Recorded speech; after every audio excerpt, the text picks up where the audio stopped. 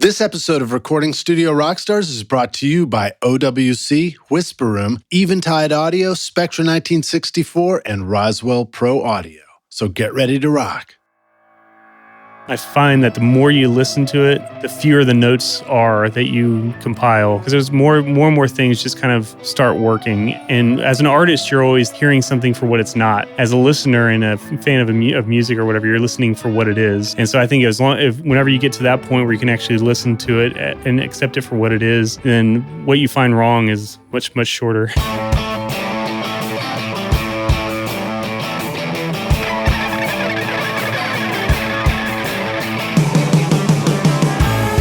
Welcome to Recording Studio Rockstars.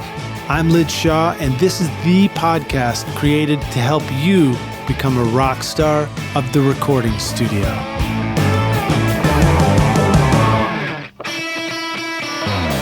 This episode is sponsored by OWC, Otherworld Computing, which you can find at OWC.com, your trusted source for memory and speed upgrades, DIY installs, and used Macs for your studio. Let OWC focus on keeping your studio Mac in killer condition so that you can focus on making great music. Why ditch your existing Mac when you can take your studio far into the future with OWC? Learn more at OWC.com and learn how you can supercharge your studio Mac. The speed to create, the capacity to dream. Find out how awesome your Mac can be at OWC.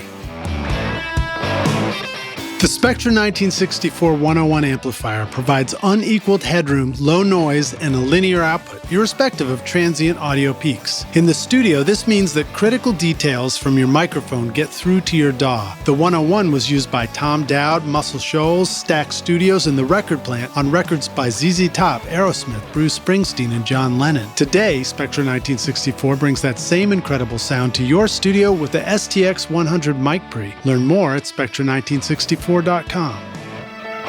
What do Michael Brower, Joe Ciccarelli, Dave Pensato, and George Massenburg all have in common? They all have great things to say about Eventide. Originating in a New York City basement in 1971 with the original Instant Phaser and H910 harmonizer, Eventide continues to transform the sound of music with the iconic H9000 harmonizer, visionary guitar effects like the H9 pedal, and now a whole suite of incredible plugins for your studio. Go to eventide.com to learn more or click the link in the show notes below. If you're sick of bothering the neighbors when you are trying to record your music or ruining your recordings with outside noises, but you're not ready to spend a ton of money on permanent studio construction yet, then consider getting a Whisper Room ISO booth for your studio. Whisper Room offers the instant solution for a comfortable, quiet, ventilated, portable ISO booth with easy line of sight for recording vocals, guitar amps, or even drums. Get 10% off the 4x4 or 4x6 booth when you mention Recording Studio Rockstars. Go to whisperroom.com or click the link in the show notes below. Hey Rockstars, it's your host Lid Shaw, and welcome back to Recording Studio Rockstars, bringing you into the studio to learn from recording professionals so that you can make your best record ever and be a rock star of the studio yourself. My guest today is Jason Hall, a recording and mix engineer based out of Nashville, Tennessee, best known for his work with producer Jay Joyce and artists such as Eric Church, Cage the Elephant, Coheed and Cambria, Derek Trucks, The Head and the Heart, Brothers Osborne, Brandy Clark, Halestorm, and Little Big Town, to name just a few.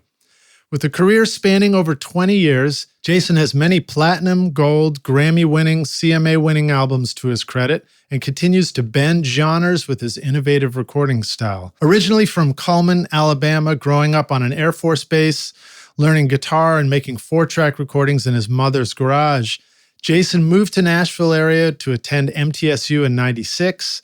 After graduation, Jason started his longtime collaboration with producer Jay Joyce, and the pair have gone on to make records in many genres for 2 decades. Please welcome Jason Hall to Recording Studio Rockstars. Jason, dude, are you ready to rock, man? Absolutely, man. Welcome to the studio, man. It's great to have you here.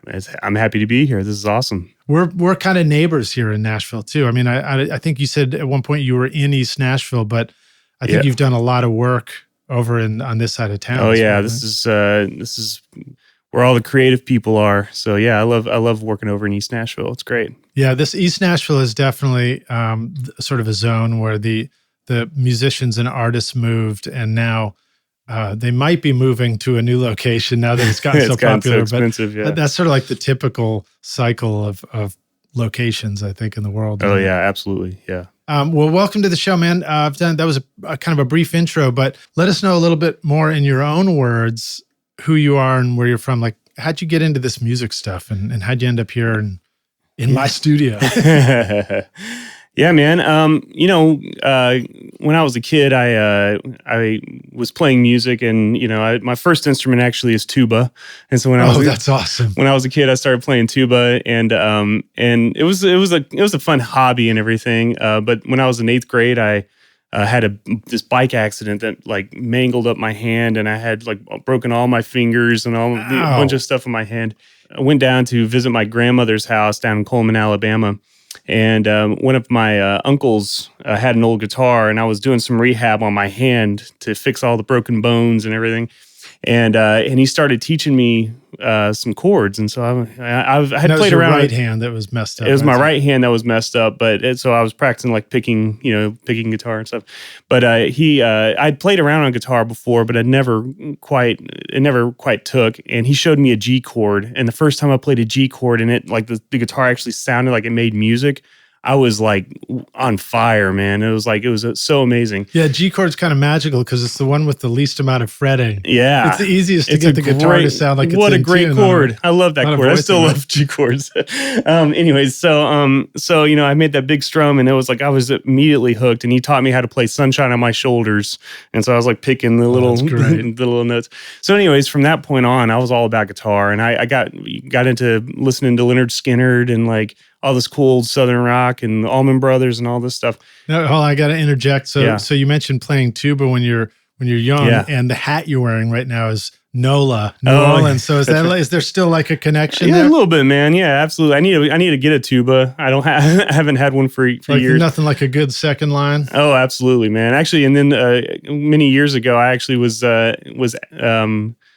I was working on a song, and actually, and Jay, the producer I work with a bunch, he was like, "Man, this song could really use a tuba." I'm like, "Well, I know how to play tuba. Let me demangle my hand for you, and I'll play some tuba." Exactly. And we actually went and borrowed a tuba from Belmont. And long story short, I ended up playing on the session, and it was really fun.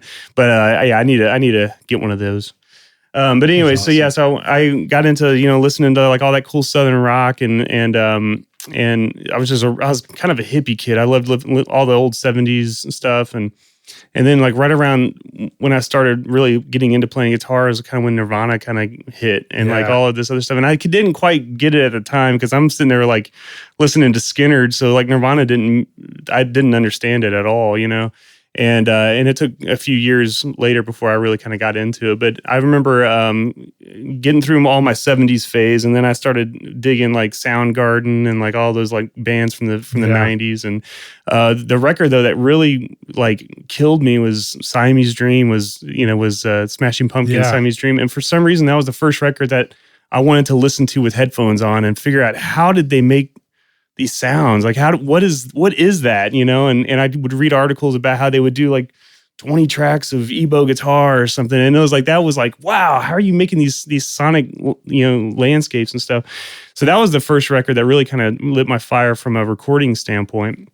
You're talking about that's a lot of Soundgarden's West Coast, but I mean like Nirvana and Smashing Pumpkins, it's pretty that's pretty Chicago zone up there. Oh right? yeah. And but yeah, it was like that was kind of the first kind of exposure to like modern rock music was kind of that deal. And then from that I ended up getting my first like 4-track recorder and 4-track cassette recorder, and which was high tech to me back then.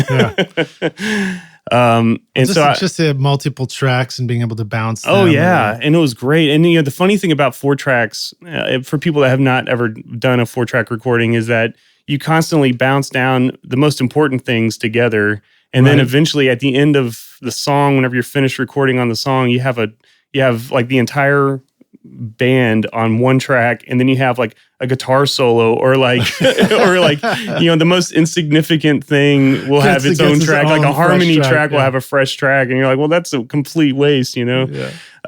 So that's always fun, but yeah, there's still something about that process where you're just kind of making the most out of minimal sort of options is still a really cool thing to me.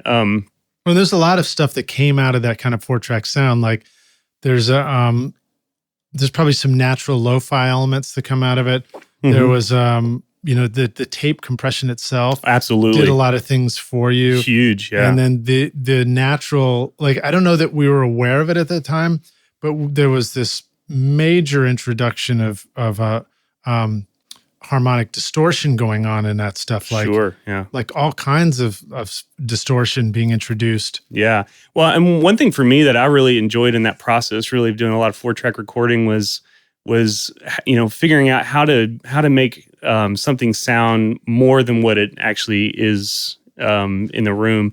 And so like I would play around with things where I would have like microphones just kind of hanging around in the room, going into different effects pedals and things like that, and then finding a way to blend those in so that I could get the most interesting sort of thing, but it's all going down to one track because, after the fact, I didn't have like, multi-effects processors or something, but I did have a lot of guitar pedals, you know what I mean? So you're kind of making do with what you have. And I still think to this day, that's such an important thing to focus on is not necessarily like focusing on what you don't have, but focusing on what you do have available to you and making the most out of that. How do you think you even got a microphone into a guitar pedal at that point? Were you just taking the mic and going through like a XLR to 1/4 inch absolutely thing, and then just that mic level would just go right into a pedal? Absolutely, yeah. And I still do that to these days. We still do stuff like that. But yeah, it's just kind of just trying to figure out different ways. And then it's like if it's responding in a certain way, then you find a way to amplify whatever it's doing well. And if it's not working, then you move the mic closer or even farther away or whatever it is. Yeah. But yeah, we would use it. I'd do things with like, delay pedals or with, distortion pedals and things like that.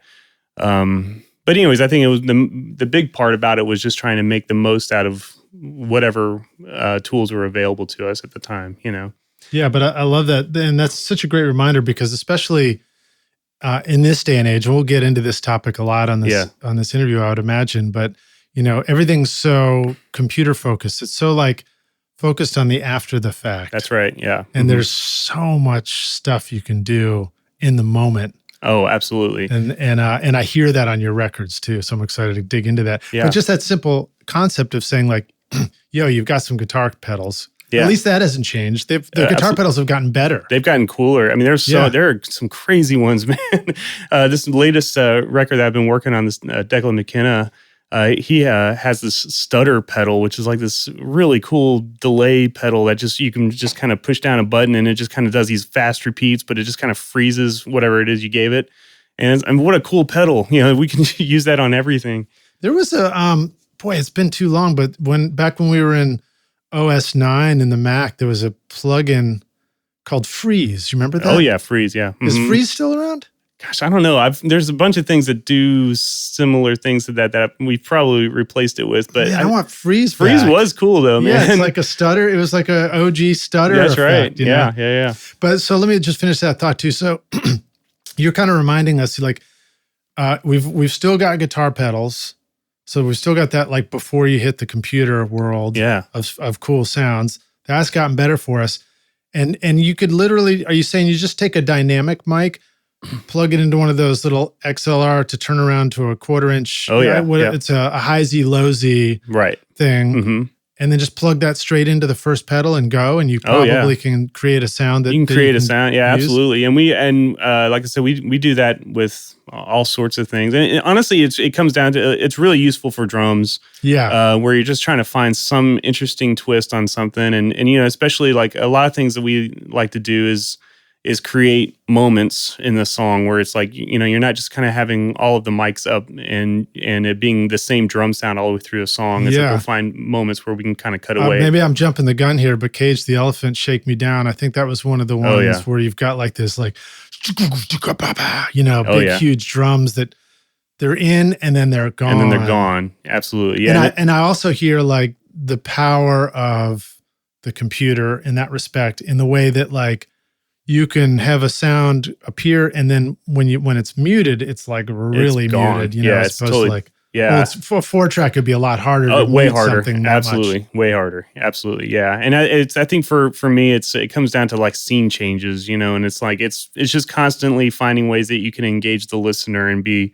have new things that are happening, but they could be a total tonal shift and then go back to what you were familiar with in earlier parts of the song. So yeah. Yeah, that's cool, man. Scene changes. I like that. I'm writing that down. All right, cool. So, you know, one of the things I definitely like to ask, well, actually, before we even get there, so you came to Nashville, you did the MTSU thing. That's right, yeah. We're fellow MTSU grads. Right. Nice. I finished right before you started. Oh, okay, cool. And then I was already, you know, working in some studios here and, you know, discovering ADATs and Mackie consoles and all kinds of fun stuff. Oh yeah. That's those days, man. That was the thing. It was funny because when I first walked into the studios there at MTSU, you know, I'm coming from a 4-track, so whenever I walked into that control room where they had the what was that? Was that the Atari or the Studer? Yeah, the Series 54. Series 54. I mean, that thing was just like, oh my gosh, this huge thing. It was like, and the size of the rooms, I'm like, I'm going here, man. This is so awesome, you know? Yeah. So I was just at the MTSU campus last night, actually.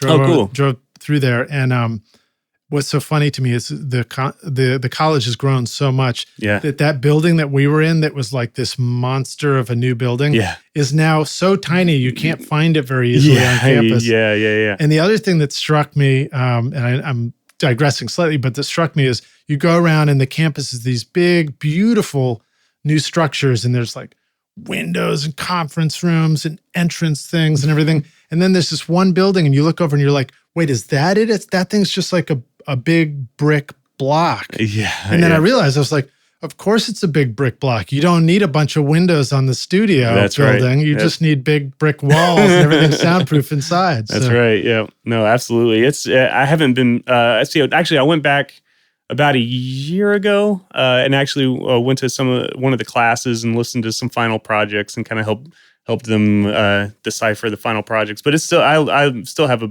major soft spot in my heart for MTSU and all the professors there and everything. It's a great place to learn. Dan Pfeiffer, shout out to you, dude. Oh yeah, John Hill. Awesome, man. Absolutely. Well, so you did the MTSU thing, and then you finished, and then you met Jay Joyce, huh? So yeah, basically, I had lined up a gig at a big studio. And long story short, right when I was about to start, they're like, "Hey, yeah, man, we actually ended up hiring someone else." and your first good lesson. Yeah, exactly. And so I'm like, "Oh my God, what am I going to do?"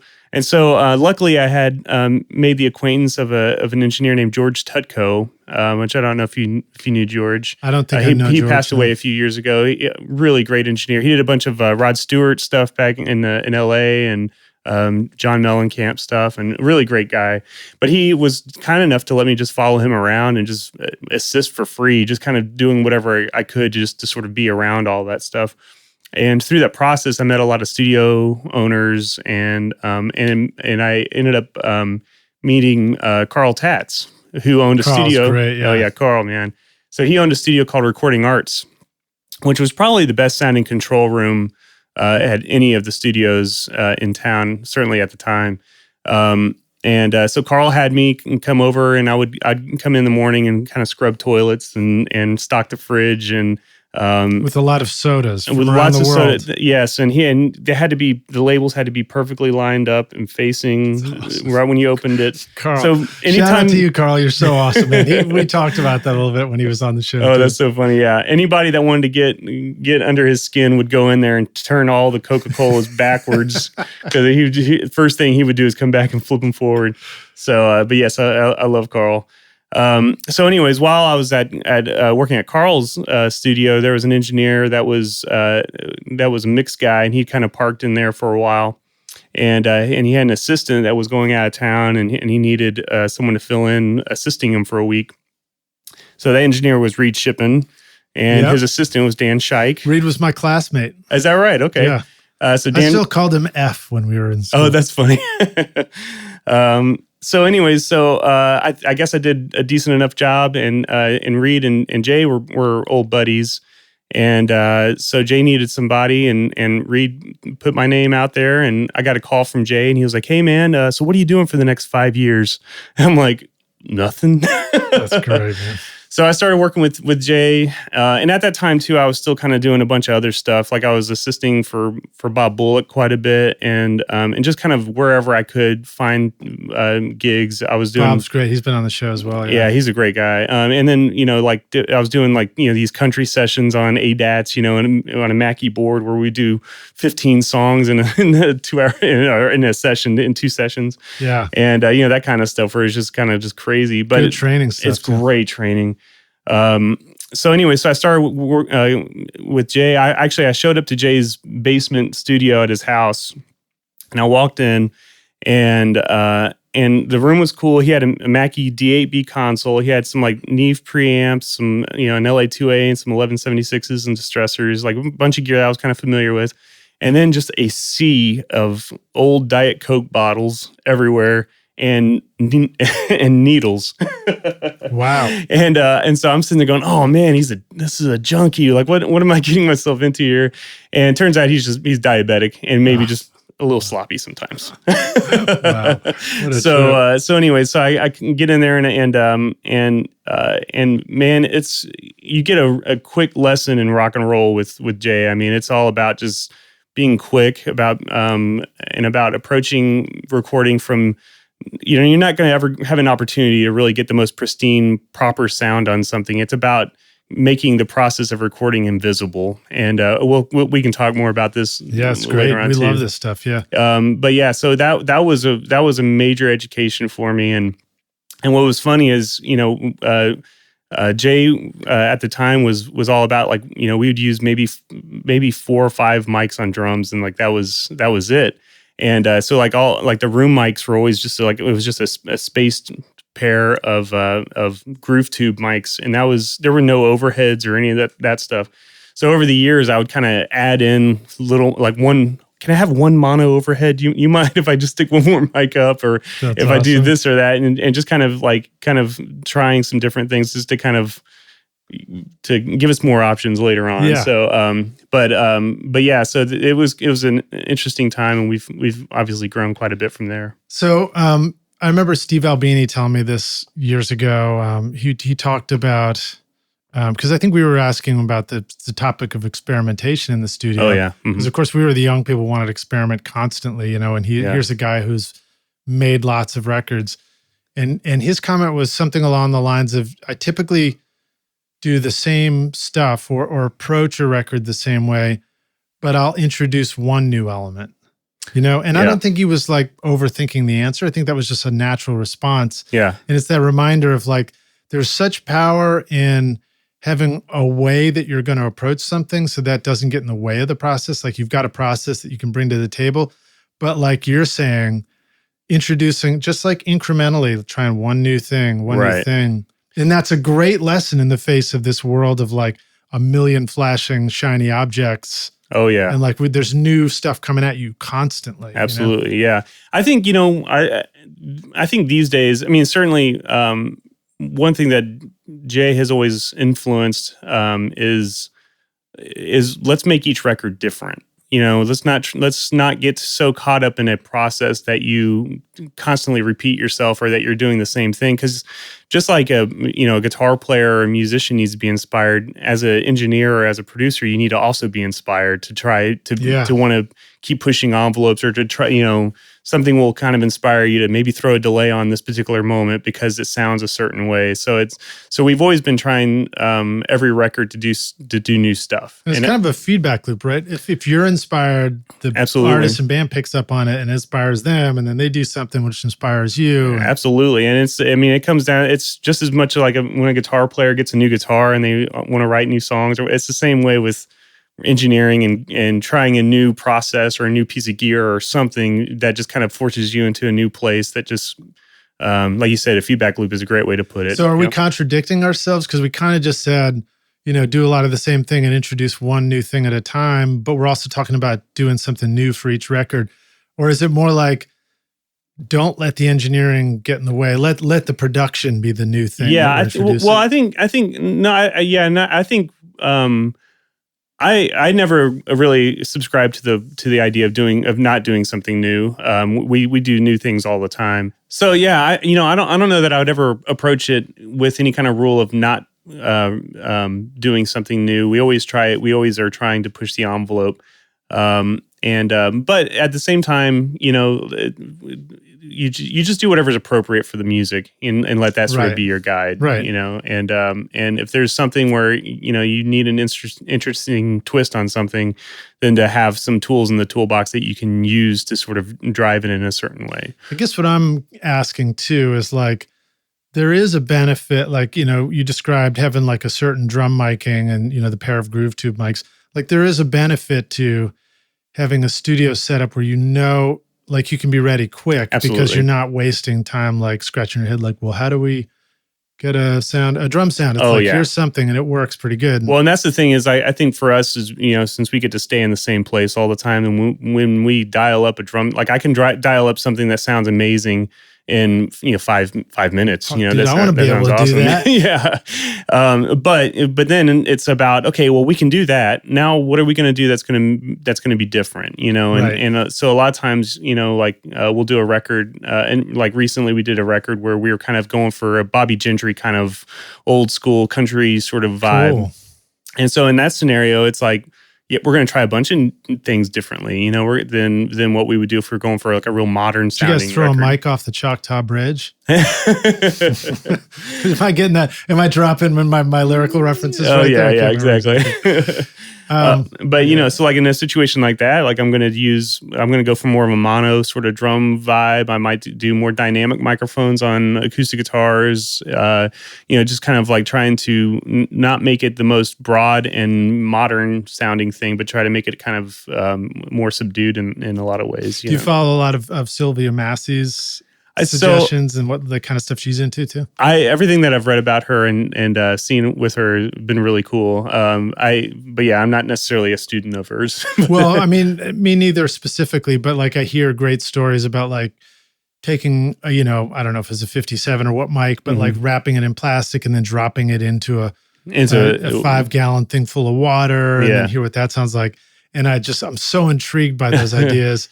I think sometimes that's cool. I think other times too, again, kind of going back to like, you in some ways you do want to make the process invisible for the artist so that it's like a matter of like, especially depending on their experience level, like the newer artists that are kind of newer to the studio, you just kind of want to get them set up to where they're playing like they're playing in their rehearsal space and make it to where they're as comfortable as possible so that you get the best like off the cuff sort of performance reaction as opposed to them feeling like it's too sterile or they're timid or any of that kind of stuff, because that's the worst thing in the world, especially in rock and roll. Let's talk about that topic for a sec. So rock band comes in, you're getting ready to do a record with them, they're getting comfy. What are some typical beginnings of the process of just getting them settled in for tracking? Is it like, are there any lessons you want to share with us about like, let the band play as quickly as possible and work around them? Or is it like, do we tell everybody to go take a break while we work with the drummer, or like what kind of stuff really helps? I think at first, it depends on whatever process we're kind of going for. I'd say that there's not a go-to for anything in particular. But if I'm working with like a typical young rock band, I think the main thing is get it up and get them playing and just get them playing. And a lot of times we'll have them just play for a whole day, and not even. So mics are up. They're hearing themselves through mics and headphones. Absolutely, playing with some isolation. Sometimes, it depends. So like, we're in a for people that aren't familiar, we're in a big old church. And so we have like a big room that's kind of like a congregation, where the congregation would be. And the console's right there in the middle of the room. We have a stage where sometimes... Still got pews or no pews? No, the pews are gone. But we have a stage where like the preacher and the altar would have been. And so sometimes we're setting the band up on the stage, like literally like they're performing a concert, And then we also have other spaces that sometimes we'll stick drums in the vestibule area, like the entryway into the studio. We'll have, and that room is a really great sounding drum room. I don't say the word vestibule enough. It's a great word. It's a good word, man. Especially when you're like, you get to talk about it making records too. Oh, absolutely. And then, so depending on what we're trying to accomplish with the particular band, we can either set them up in a live scenario or we can set them up where they're more sort of isolated. But I think the main point would be is get them playing, get them where they're comfortable, whatever it is that makes them feel, at ease with the process is great. I think one thing that's real important is making sure that their headphones sound proper. Yeah. And I think that one thing I feel like that's a major overlooked area. And we actually at our place we don't really subscribe to the more me systems. We really just have one stereo mix that everybody shares. And it's sometimes we get pushback from it from people that are used to in-ears and where they, if they're playing live and they have the opportunity to, get their guitar screaming loud in their headphones and they, or whatnot. But usually within the first day or two, they really kind of buy into it. And a lot of times, like guitar players especially, are like, man, I love this. I haven't really ever heard my guitar in the context of the band while we're playing. And he's like, you hear so many different things and or they'll react to certain spots in the music they maybe would never even know what's going on because they typically their mix is so weird. So I've always made a major point to make sure that the cue mixes sound like records. It sounds great, Yeah, I like that. I like that advice. I remember hearing Joe Pisapia tell me about that years ago. He was like, and he was talking about the more me scenarios and how like the musicians don't listen to each other as much in that situation. Oh yeah, and vocalists are really, it's really challenging with vocalists because sometimes we'll have singers that have the vocals so loud with a more me system that they aren't hearing the band. Yep. And all of a sudden it's like, man, why are they rushing so much? Why is it that they're feeling this so different or the pitch is wrong or whatnot? And then you go and listen to what they're listening to, and it's like, well, of course, you can't hear the drums, Yeah. So we've always really tried to encourage that as much as possible, to use just kind of a regular stereo mix, and everyone kind of settles into it, and they get cool with it. And most of the time, people really appreciate it because it does just sound good, All right. So band set up on stage, so therefore drums, amps, and everything might be naturally in the room potentially, or maybe they're just like moved back. It depends. With a little bit of a gobo or something. Yeah, too. It depends. Like sometimes we'll have it to where sometimes it's cool to embrace the bleed, because sometimes that makes the guitar sound better if it's going through the snare mic just a little bit or whatnot. How do you know when this is the right time for that? Is it leave it for experimentation and just it happens and then you either like it or don't like it? Yeah, a lot of times. But one scenario that comes to mind really for me is when we were working with this band Coheed and Cambria. And this is a band they're a real, kind of poppy rock band, really, really tight group. And all of their previous recording experience had been everyone playing individually, one part at a time. They would do the drums separately. Kind of almost Metallica-ish production. Yeah, right? Absolutely. And they would just do drums, and then he would play until he played his part perfect, and then they would do the bass, and then they do the guitar. So everything was recorded individually. And our big thing with them was like, hey, you guys are awesome. You guys are great musicians. Let's record it live. And we had a lot of pushback from them because they were like, oh, I don't know, man. That's not our typical process. And we're like, well, cool. We're going to just try something different. And so we went through, and the first day we recorded one of the songs, and we got it quickly because they're really great musicians and everything. And we kind of sent the band home, and then we just worked on the track and made it just sound like killer. It sounded like a mix. And the next morning when they came in, we rocked it over the PA system up in the room, and it just sounded like killer. And those guys were on fire after that. They were like, "This is awesome. We've never sounded so good." They totally bought into the whole process, and it became a really fun experience for them and for us. I did a mic shootout for my vocals in the studio and tried 20 different microphones from the Shure SM7 to a vintage Neumann U67, but was impressed that my favorite of all was the Roswell Pro Audio Delphos 2 large diaphragm condenser. Handcrafted in California, Roswell Mics brings you inspired design and attention to detail to help you capture a gorgeous vintage sound without the vintage price tag. Check out their beautiful microphones, including the Mini K47 for only $349 at roswellproaudio.com. All right, well, let's talk a little bit about the benefits or challenges around having a console and stuff like that. The control room in the middle of this loud band stuff, and then the whole PA playback. Get into some of the tech geeky stuff about like, where are your monitors? How do you listen to what you're doing while you're recording it?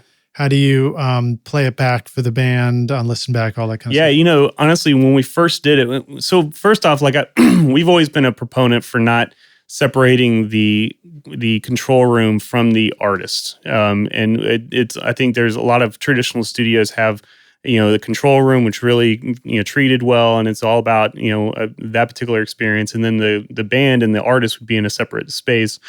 You started out with Carl Tatz. I mean, that's right. Known for control rooms. Absolutely, yeah. And I would, but what we like to do is really have everybody together and sharing the space with people, because one big benefit to it is really communication. And there's so much that can be said just with a glance or with just pointing at something, and you wouldn't necessarily have that opportunity to do that if you're in a separate space. So the communication, I think, it helps a lot, and it helps you move quickly too, because you're not having to go through a bunch of glass and like heavy doors and all this kinds of stuff. But when you're in the actual space with the artist, depending on if we have the drums isolated in the vestibule, then depending on what live mics are in the room, we can either play it over the speakers, like over the monitors. Or everyone can still be on headphones. And again, we have a really great sounding headphone system. Right. If you can have the monitors up, if the guitar amps are just, if they have a mic right on it and they're over there, or if if we have them isolated, we have other rooms we can stick a guitar amp into if we need to. So you can kind of, just depending on the scenario. But I would say for the most part, we work on headphones quite a bit. I usually like getting the sounds together with speakers, because there's just things that you hear better on speakers. And once I feel like I've got the sound dialed in as far as how it's going down, then we'll switch over to headphones, and then we'll just kind of work. And you can still do that, getting the sounds on speakers, even if you're recording the drums in the same room with you. So sometimes, so a lot of times you kind of get used to, okay, that speaker's kind of moving in the right direction, and it's kind of still, I can still feel the energy off of it.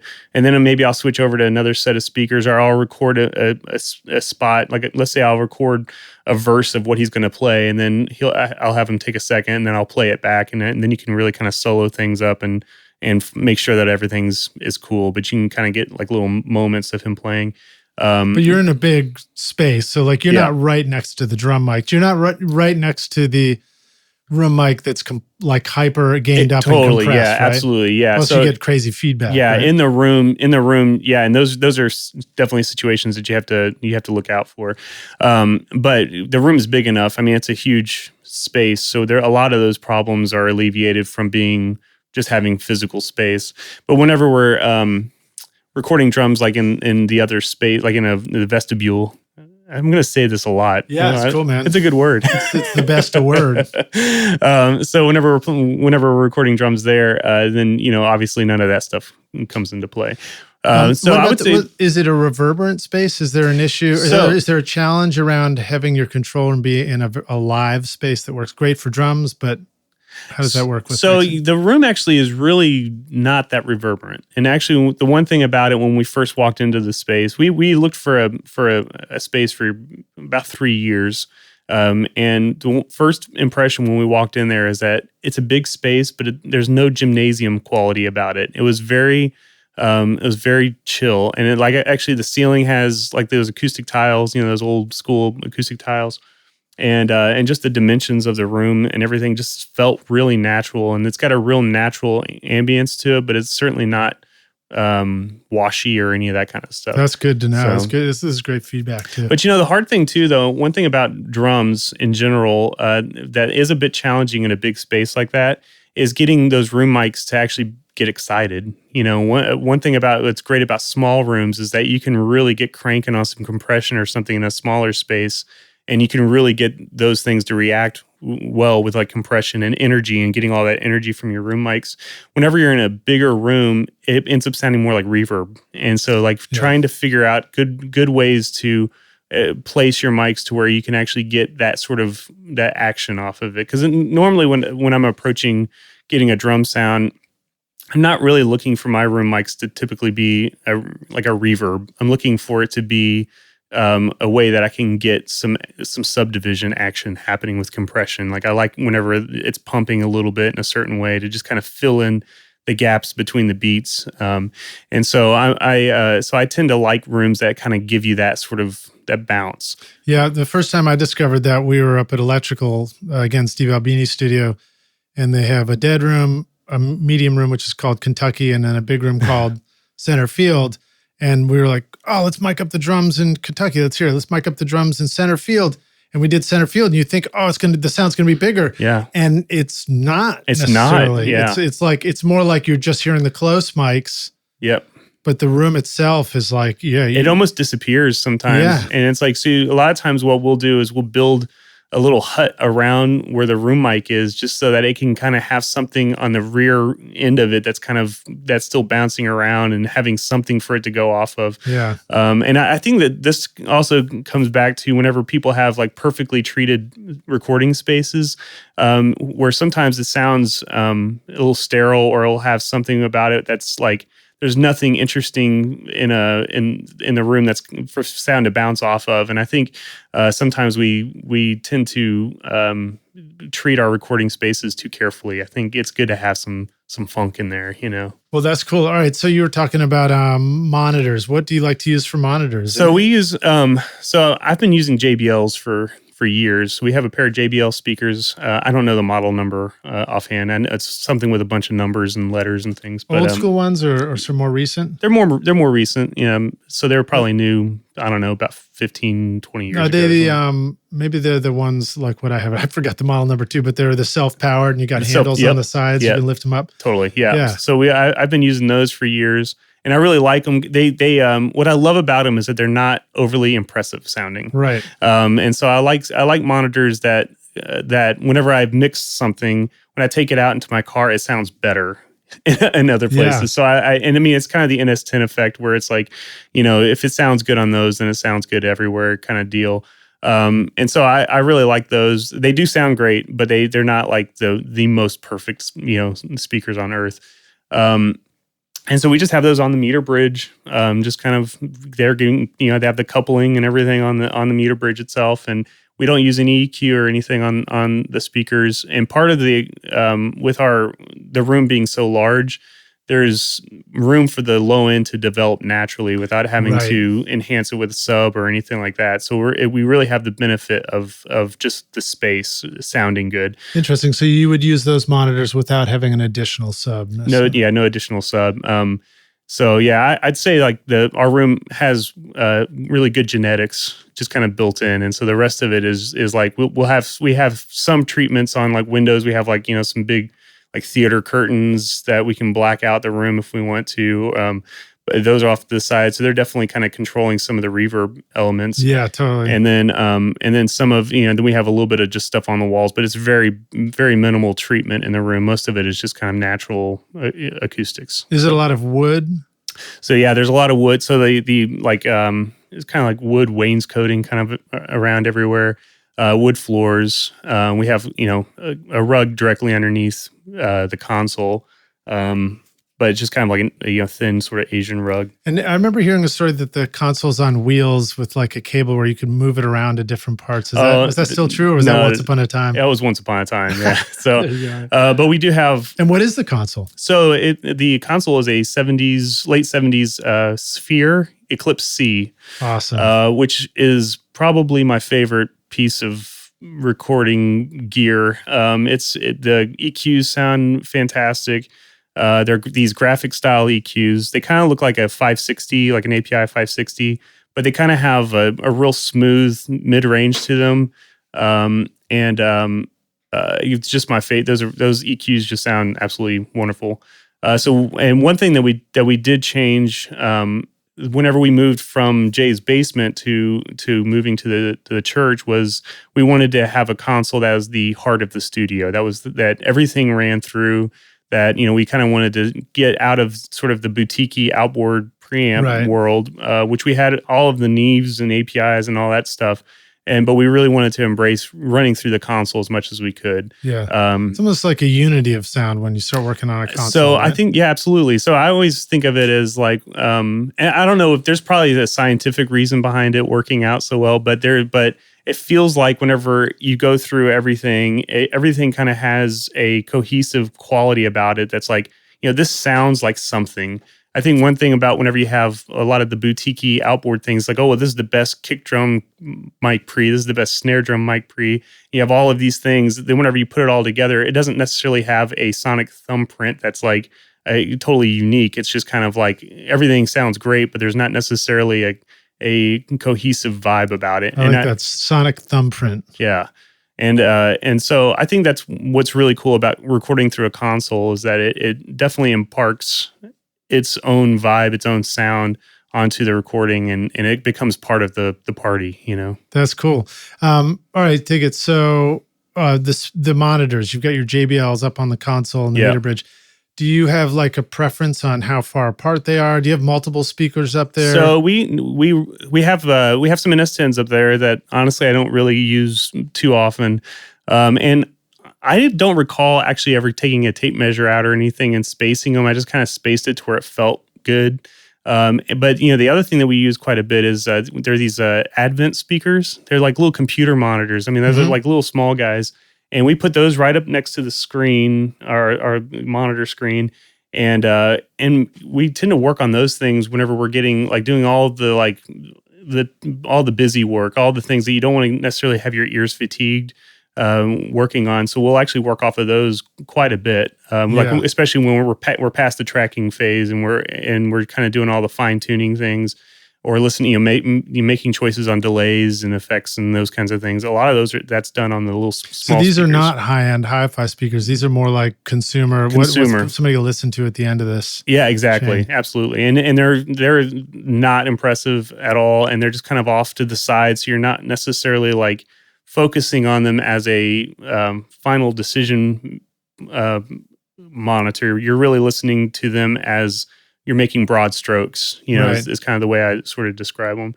But they sound really cool. They definitely have a real cool, like even keeled, non-impressive sound to them. But they just sound musical, and they're totally fine to work with. So, how do you feel like you found those? So you might call them your almost like an Oratone, or it's kind of like an Oratone, where it's just kind of basic sounding. I think we just sort of stumbled on them, to be honest with you. I think we had some sitting around, and then we just plugged them in, and it was kind of like, oh, this kind of works, And did you feel like, I don't know if this might be too much for you to remember, but do you feel like when you found them, you were like, oh, this record that I like sounds pretty good on those? So that like the speakers sort of turned you on a little bit, or not? Not necessarily. I think it was more of just like we just happened to turn them on, and we just started working on them without really much thought, and then they've become one of these things that we're just kind of like, man, I'm glad we have those. Yeah, and then you probably just learn how to use them. Absolutely. Yeah, through trial and error. So that's cool, man. So you just kind of space out the speakers to where they sound about fine for you. Yeah. So that's encouraging. It's like you don't have to get caught up in the science of it. You can, but you're also in a different space. Like if I were in a smaller room, I would have to make much more conscious decisions on all that stuff. I think the fact that we're in a bigger room makes it to where all that stuff's a lot easier. So whenever you're in a smaller room, then you're dealing with modes and all of that stuff where you've got other acoustic challenges. So we're just absolutely lucky to be in a big room that sounds good. So now you guys went from a previous studio situation, and I don't know if you want to get into it too much, but I thought I remember hearing that there was something kind of not great that happened with the old studio that caused you guys to have to go look for a new one? Well, so we had been looking. So previous to the church, we had been working in a basement of a house, of Jay's house, and we made great records in there. I mean, we've a bunch of big records. The Cagey Elephant stuff, a lot of the Eric Church stuff was all done in the basement of this house. So we definitely made the most of what we had. But we had been looking for places because, all of a sudden, we're in a neighborhood and we have a tour bus showing up with a big old truckload of gear and just trying to like maneuver all that. And then parking became an issue. And there's just all of these things.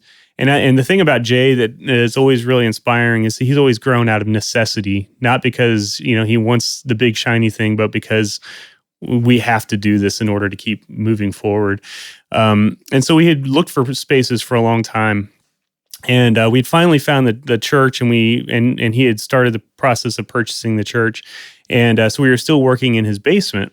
And one day we were working, and there was this large flash of light, and all of a sudden, and I really feel like I saw like electricity arcing across my face, and the headphone system completely freaked out. Everyone threw the headphones off. We were doing a mandolin overdub, so everyone's like, really carefully listening, and everyone threw their headphones off. The computer, everything started freaking out, and so I'm like, oh my gosh, what? We got a storm comes in. We got to shut everything down. So we shut everything down and waited for the storm to pass.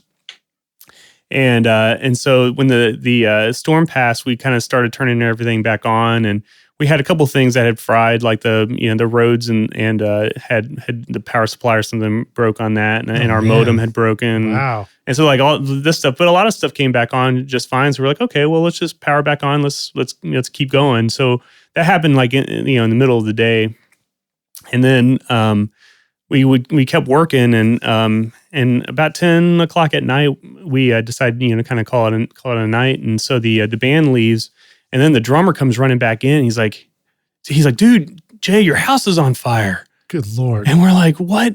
So we go outside and we look up on the roof, and there's just like this little flame, just a little lonely flame kind of like poking up there on the roof. And we're like, well, man, I'm sitting there going like, oh, let me just go get the garden hose. I think I could put that little guy out, And Jay's like, are you crazy? And he called the fire department, and I mean, we had members of the band were jumping up on the roof, trying to we were trying to put this thing out. And so I'm up there I have the hose, and we're trying to extinguish it. And then all of a sudden I hear the fire truck engines coming, and my immediate reaction was, the studio's in the basement. They're going to use a lot more water than what I'm using. Yeah. So I get down there, and me and the assistant at the time, I'm like, we need to shut down everything. We need to start pulling out this gear as much as possible. Well, lucky for us, the first firefighter on the scene was actually Jay's neighbor, and he knew what was going on down there. So we heard over the radio, he's like, hey guys, just so you know, everything in the studio, everything in the basement's worth more than the house, so we got to protect the studio. So he came down, he had arms full of plastic, and we started covering up the console. We had an SSL Duality at the time down there. It was a pretty expensive desk, so we were like, let's cover that up, and the tape machine and like all this stuff. And then we started pulling things out, and all the vintage mics and all that stuff. I'm like, let's get in guitars and stuff. And the fire marshal, just like a yard sale. Oh, it was crazy, man. And then the fire marshal shows up, and he's like, no, you guys can't go back in there. And he would be telling that to me. And then the assistant, I could see him going behind the marshal's back and going back in there to grab more stuff. And so we were kind of like playing this game with him, just trying to grab as much stuff out as possible. And then the fire department shows up, and they bust through the roof, and all of a sudden, it just goes up, and it's a big, like the big whole fire. attic was on fire. The whole attic was on fire. And so anyways, we fast forward, and it was about 2 or 3 o'clock in the morning, and we're sitting on the front lawn of the place, and they had the fire out, and just tons of water damage and everything. And the band goes up to Jay. It was like, so, hey, you think we're working tomorrow? He's like, no, man. Give me a couple of days to figure this out. That's amazing, man. So anyway, so we so then we kind of started the rebuild process at that point, and but luckily at that time he had just sort of closed on the church, and so it kind of pushed us out the door a little bit quicker than we had anticipated. But it was great because we were able to just kind of. But you were able to rescue a lot of gear. We didn't lose anything. All the water, amazing. water that came down down from the hoses and everything.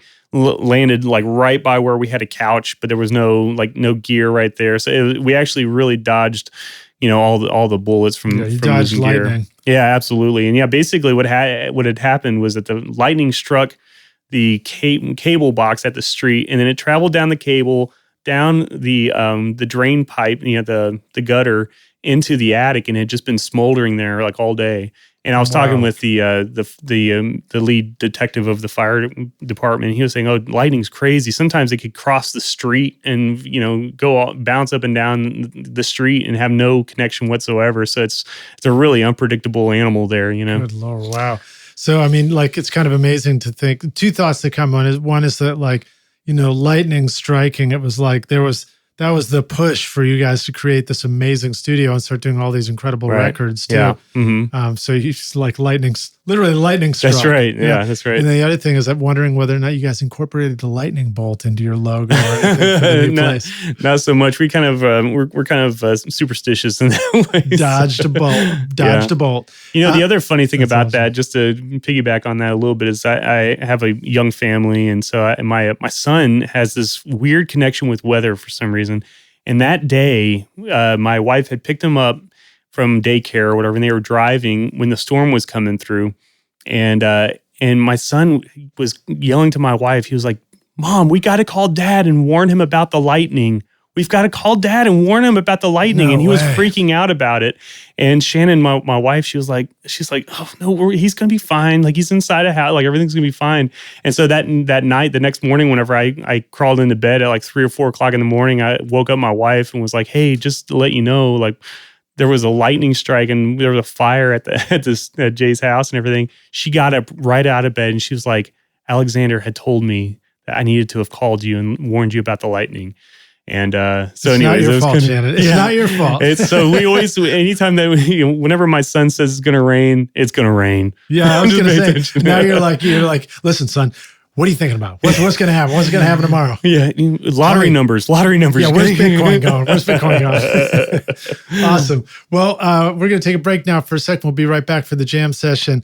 Rockstars, I want to remind you that we've got an amazing YouTube playlist together of Jason's work with Jay. That's all these great records. So we're going to dig more into that and talk more about specifics of making awesome sounding records, rock, country, whatever, in the studio in just a minute for the jam session. So come on back.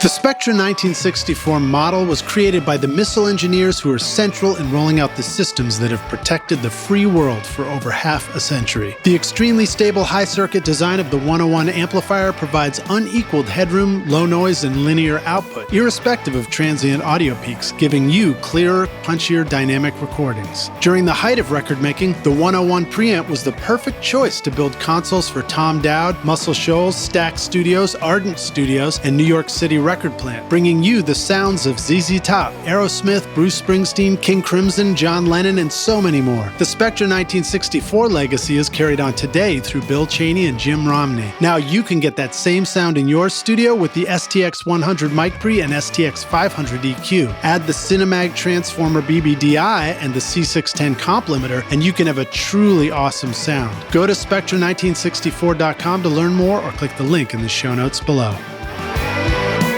Are you using a Mac in your recording studio? Are you tired of feeling like the studio setup you worked so hard to create is becoming obsolete too quickly? Wouldn't it feel great to have a trusted friend to help you keep your existing Mac and studio setup current and relevant so that you can focus on the thing you love most, which is making great music? Well, now you can rely on OWC, Otherworld Computing, which you can find at OWC.com, whose mission it is to help you get the most mileage out of your Mac. Whether you need to upgrade your RAM, install an SSD, add more connectivity, or simply find a great used Mac that's ready to rock, OWC will help take your studio far into the future with a vast library of DIY install videos, 24/7 friendly support, and free shipping in the US on most items over $49. Why get frustrated and ditch your existing computer when you can take your studio far into the future with OWC? Learn more at OWC.com and find out how awesome your Mac can be at OWC.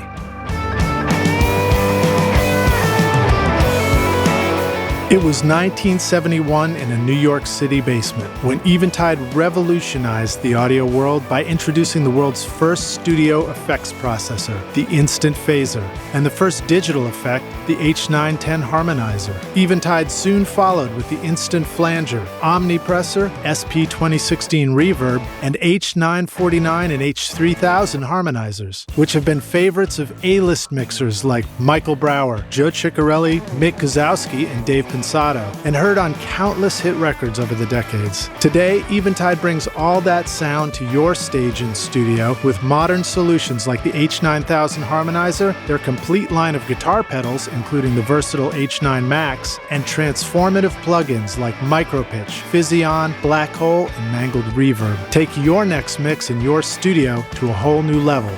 Go to eventide.com or click the link in the show notes below.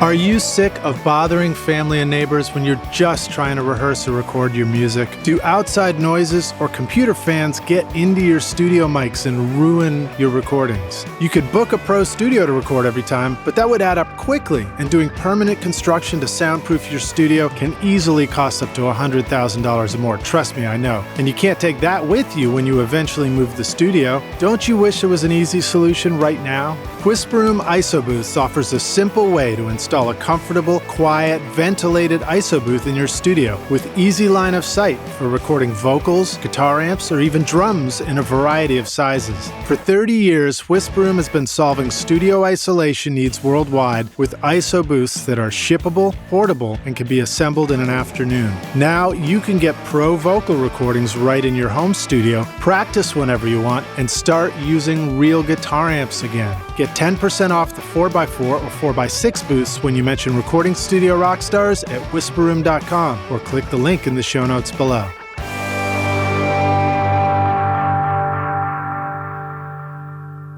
Hey Rockstars, we're back now for the jam session. My guest today is Jason Hall, joining us in the studio to talk about making some killer records. And we're going to dig into more specifics for this back half. You ready to jam, dude? Oh yeah, man. Let's go. All right, cool. So we're talking about making some cool drum sounds, vocals, different stuff. I thought I'd jump into some of the records that you've done and get into some specifics and just, whatever, like Cage the Elephant. I think I was sharing a story about working with, working on a session and hearing a story filter down. I was like, oh, I heard that they, cranked up the 1176. And so I was like, okay, so let's try that. And I just took the input knob and turned it all the way up on my 1176. Yeah. And it's a super cool sound that I'm totally enjoying messing with now in the studio. And I wondered if you wanted to dig into some cool, mic compression combinations or like ways to think outside the box and just turn that shit all the way up. Turn it all the way up to discover stuff that's really cool. Yeah, well, one thing that comes to mind, so like what you're talking about with the 1176 is that, it kind of has a bit of a frying bacon kind of distortion about it, which is a little different than like a real smooth kind of thing that you can kind of get in the box. Yeah. My whole approach, especially with outboard stuff these days, is that it's got to have a color. Like this stuff needs to be something that you can't do in the box as effectively. So I'm really definitely looking at pieces of gear that do something, that has like a thing that's either hard to do in the box or just has a particular color that you can't achieve. But yeah, so that's certainly a great trick. One thing that I really love to do is we've got this old Altec mixer, and I'll take splits off of some drum mics whenever we're cutting, and I'll put it through the Altec mixer. It's got 4 or 5 channels that summit to mono, and I'll spend some time just focusing on maybe getting a great mono drum track, and like mixing a bunch of the drum mics through this tube mixer that spits out one mono. That's right. Yeah. And so it's not a compressor. It's just a mixer. It's just a mixer. Yeah. So, but it kind of gives you a whole different take on the drum set. So a lot of times you can kind of get a real thuddy sort of vintagey mono drum sound that it's one track, and a lot of times that becomes the basis of what the whole drum sound is based on, You ever use the little radiator plug-in, the Sound Toys? Yeah, absolutely. Yeah. Would that be maybe a way to try a similar trick, but if you were just in plug-in there? Yeah. Well, and I think the main deal there, and again, comes down to it comes down to mixing it and making it a mono thing and committing to a mono vibe on it. So now the sonics of that are probably very similar. But there's something about the hardware side of it where you can kind of overdrive it a little bit, or you can kind of back off. The EQ on it's really musical and smooth. And then I'll take that out, and sometimes we'll maybe just kind of hit a compressor with it and just kind of make it sound just a little bit more together. But just kind of, I think one thing that happens these days is that we, because of how powerful all these DAWs are that we have, all of the options available to us. We can literally do anything. And I think sometimes it's cool to find limitations and build around limitations. And I think great art is made with some limits. And so sometimes, like with the mono drums, we'll paint ourselves into a corner a little bit.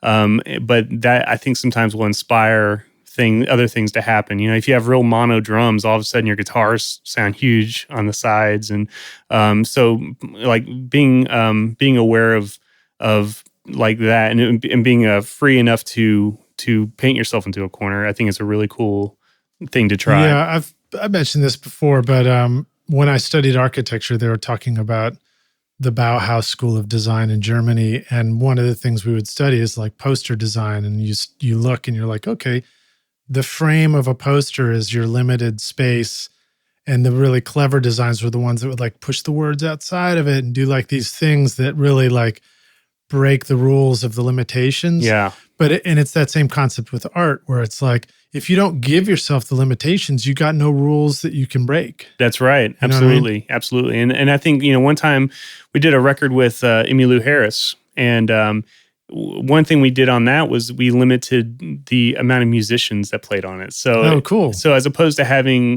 we could have any band, anybody would love to play on those records, but instead what we did is we had a drummer that also played keyboards. Jay played electric guitar and bass pedals or bass, and then Emmy would play acoustic and sing. And it was just the three of them that made that whole record. And we did as much of that live as possible. So actually, Giles Reeves, who played drums on it, would play keyboard parts while he was laying down the drum part. Oh, cool. And so like we would do things like that where it's like, obviously we don't have to have these limitations, but we're making it. And I think part of it spreads your creativity to make the most out of what you have available to you. We have everything available to us, but if you force a limitation, I think you open up doors that you wouldn't have otherwise walked through. Yeah, let's even talk about a drum kit itself. Like, with unlimited overdubs, you could potentially make a rhythm track like as many little rhythmic, hitting things as you want. But one of the things that makes a drum kit cool, and what we know as a drum kit, is the fact that you're literally limited by the limbs. You got Absolutely. 2 hands and 2 feet. Yep. And those are the things that you're playing this drum kit with. And think about like the endless possibilities for amazing drum sounds and grooves that we've grown to love. Yeah. Based on a limitation of 4 things. Absolutely. And what's wonderful about that too is how different they can sound with someone else holding the sticks and hitting a skin. I mean, it's like, it seems like something that, it should sound the same with whatever velocity that you give it. But it's amazing how a different drummer can make the same snare drum sound different, Have you ever discovered times where you're overthinking the limitations you're going to put in place? And do you feel like you have a better understanding of like, well, how do you arrive at an artistic limitation for what you're going to do? Sure, next? absolutely. I think a lot of times what we do is when we go into a project, into a record, we'll establish some rules or whatever, and then at least we'll start with them, and then whenever you actually get into the thick of it, whenever you have the musicians playing or you hear the songs coming back, then you find different ways like, okay, well, maybe that tweak doesn't quite work, so we're going to do it a little bit different, and you just kind of modify what the rules are and to fit whatever the record is.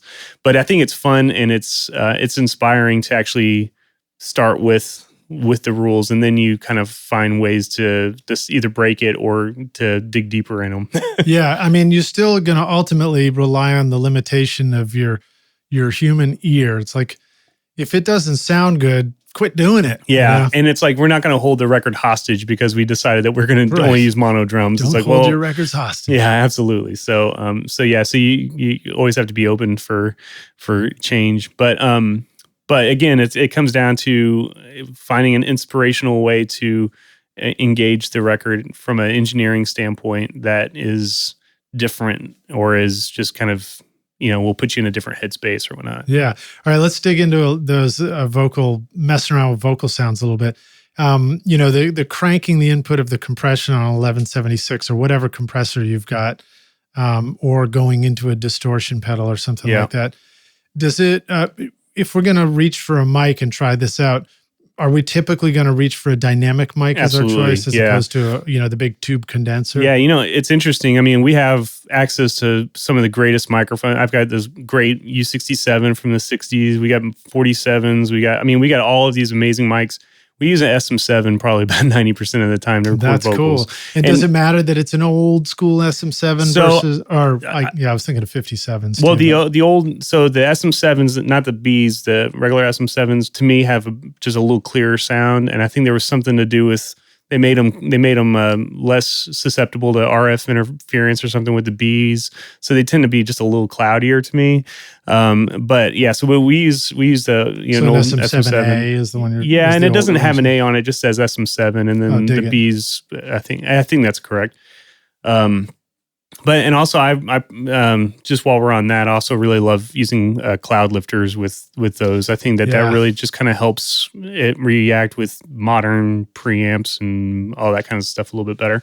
But yeah, I use dynamic mics all the time for vocals. There's something about at the end of the day, whenever you've done your mix processing, where sometimes those things just sit in the mix a little bit better, and you don't have a lot of the top end that you end up filtering out anyways, or a lot of the other pieces. But then certain vocalists, if we're working on like a Carrie Underwood, or we just did Miranda Lambert's new record, like for them the air on top that a nice condenser or a nice tube mic would have is important. And so in those scenarios, I'll pull out the expensive mics, but like for all the Eric Church records, the KG Elephant, all of those things, those are all SM7 vocal mics. One of the things that's nice about SM7s, I feel like, is it sort of soaks up the dynamic range a little bit more, which can be cool. So it almost has a compression in itself a bit, where it just feels controlled, and you don't have to do as much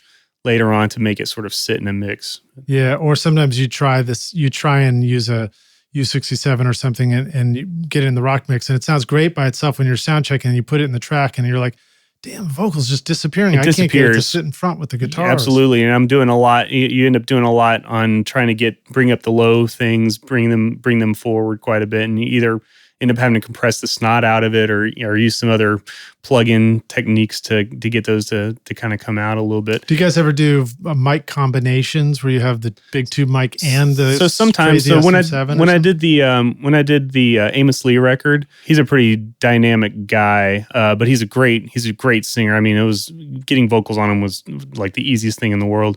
But I had a 47 and I had a SM7 kind of just right next to each other, and for some songs, the SM7 would just kind of have a thing that would work better, or would take the processing better if we're trying to do some sort of filtery thing or something later on. But then the 47 ended up being this great microphone that not only did it capture his vocal, but actually his guitar sounded better just off mic like that with him singing than the acoustic mic that I had set up. So sometimes you end up in accidents like that actually end up being really cool.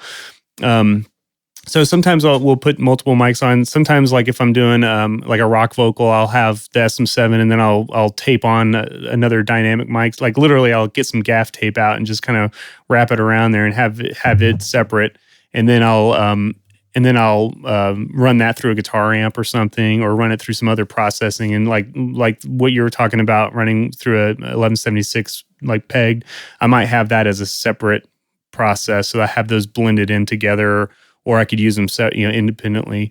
And are they typically just easily in phase, or there's some tricks you have to do, You or have you to have to look for things? Yeah, you have to keep play them around working? with it sometimes just to make sure. But physically, I think like a 57 and an SM7 are so similar enough that if you get the diaphragms where they're pretty much lined up, then you're probably cool. We might have to break down, play around with it a little bit for the rock stars. So, like, what are some things that you can do to play around with the phase relationship? So as far as that goes, a couple techniques. I mean, obviously, mic placement is the main key, because phase is a relationship between when the energy hits the microphone, and if you want them to hit the same microphone or the separate microphones at the same time to be in phase. So if something's sounding out of phase, you can try moving it closer or farther away. And so even like a half an inch can make a difference. Absolutely. The smallest amount, sometimes all of a sudden, whoop, just pop everything into focus. Cool. And then there's also like I've got a little labs box that does IBP. the IBP, and that thing is a lifesaver for a lot of things. Actually, it's really great for bass, because whenever you have a DI bass and you have an amp bass, well, the DI is going to hit you first, and then whenever it goes through an amp and goes through that process, and then there's the space between the speaker and a microphone, those are very commonly out of phase. And sometimes it's not 100% out of phase where you can just push a polarity button and flip it. You need to do it in degrees, and that hardware piece is really great for that. And then if you don't have the hardware piece, the software, that the UAD makes a plugin for that.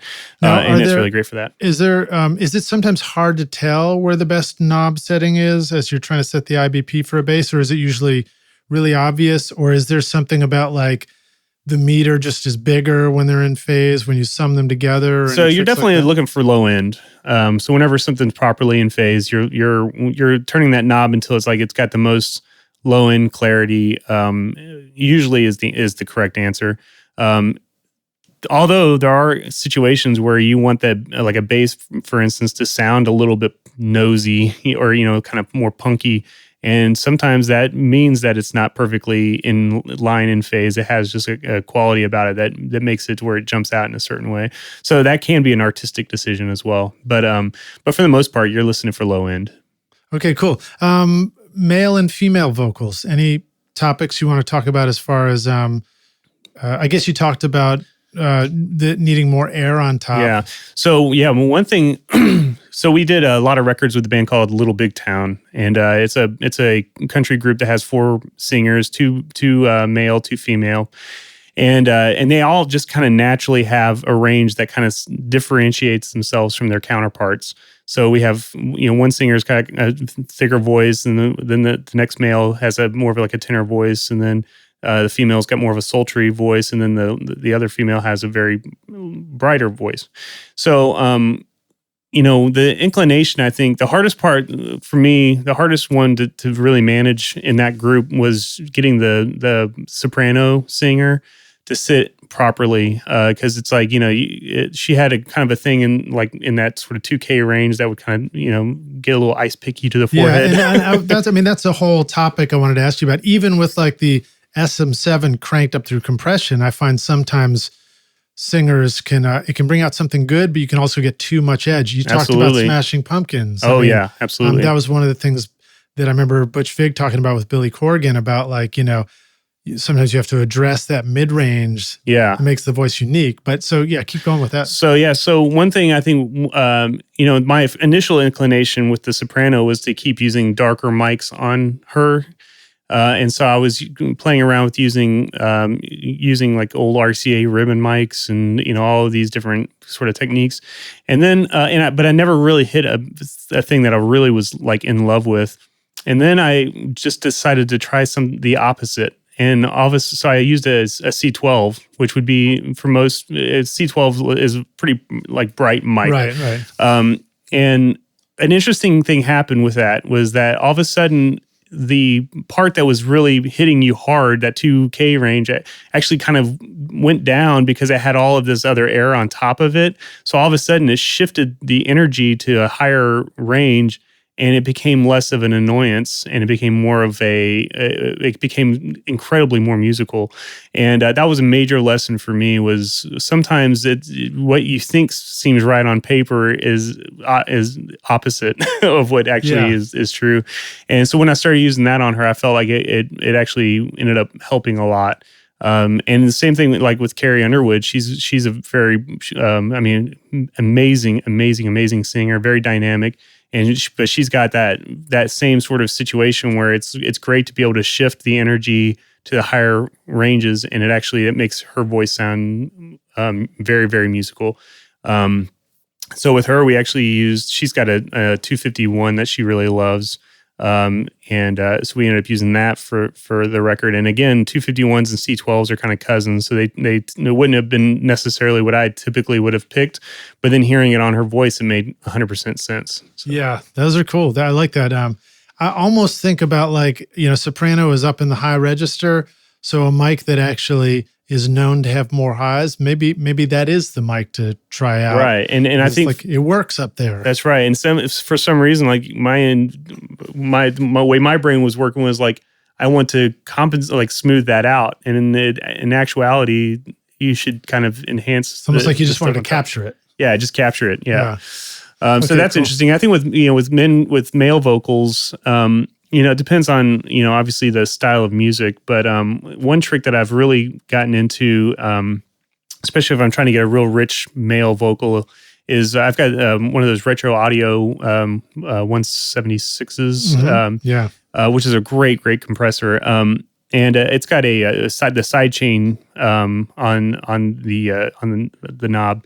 And actually, that really that's a really powerful side chain for some reason. I've messed with that on other compressors before, but for some reason on that one, it's really powerful, and you can really get that vocal to kind of to still maintain its warmth while you're compressing the top end. So it allows it to still sound big and warm, even if you're controlling it and compressing it, even dramatically. So does that mean the side chain is you're using like an EQ vocal into the side chain where you're highlighting the bad part? Well, so with what I'm using the side chain for is to ignore the low end. So if I'm ignoring the low end filter, that's right. Yeah. So if I'm ignoring the low end, then whenever the compression is actually working, it's controlling the top and the mid range and it balancing it more with the low end. So then it ends up being a much smoother vocal sound. So. Okay, cool. Yeah, I like these tricks. And I know once you get into the computer, you start having discussions about like dynamic EQs and multi-band limiting and stuff like that. Right.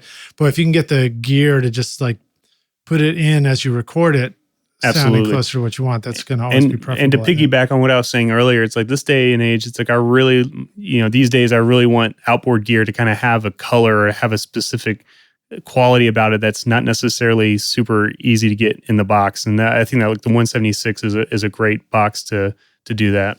Yeah, well, I've not used I think it was the Retro Instruments one, but I've used the original 176 when I was out at Sunset Sound, and I was like, man, these are cool. They're great. Yeah. Big Bakelite knobs, and it's like a crazy sounding 1176, but it's tube. Yeah, and it's just awesome on just nice. Too. Absolutely. Jam stuff up. Yep. All right, cool. The Head and the Heart, that's another band you worked with. You had any fun stories about working with those guys? Also in that, one of the things is they had that song, All We Ever Knew, and it's got these big, beautiful sounding gang vocals with great reverb on it.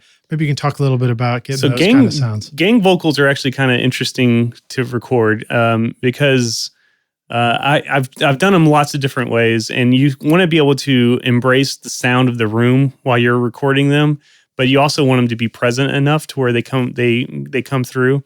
And one of the things, so I used to just always put up like a 47 or something in the space, and then and play around with it being an omni or being in cardioid and placement of the singers with it. We happened upon a little trick we have this old it's a Sennheiser. It looks like a goose mic. It looks like something that Bob Barker would interview guests with or something. And that through a BA6A compressor.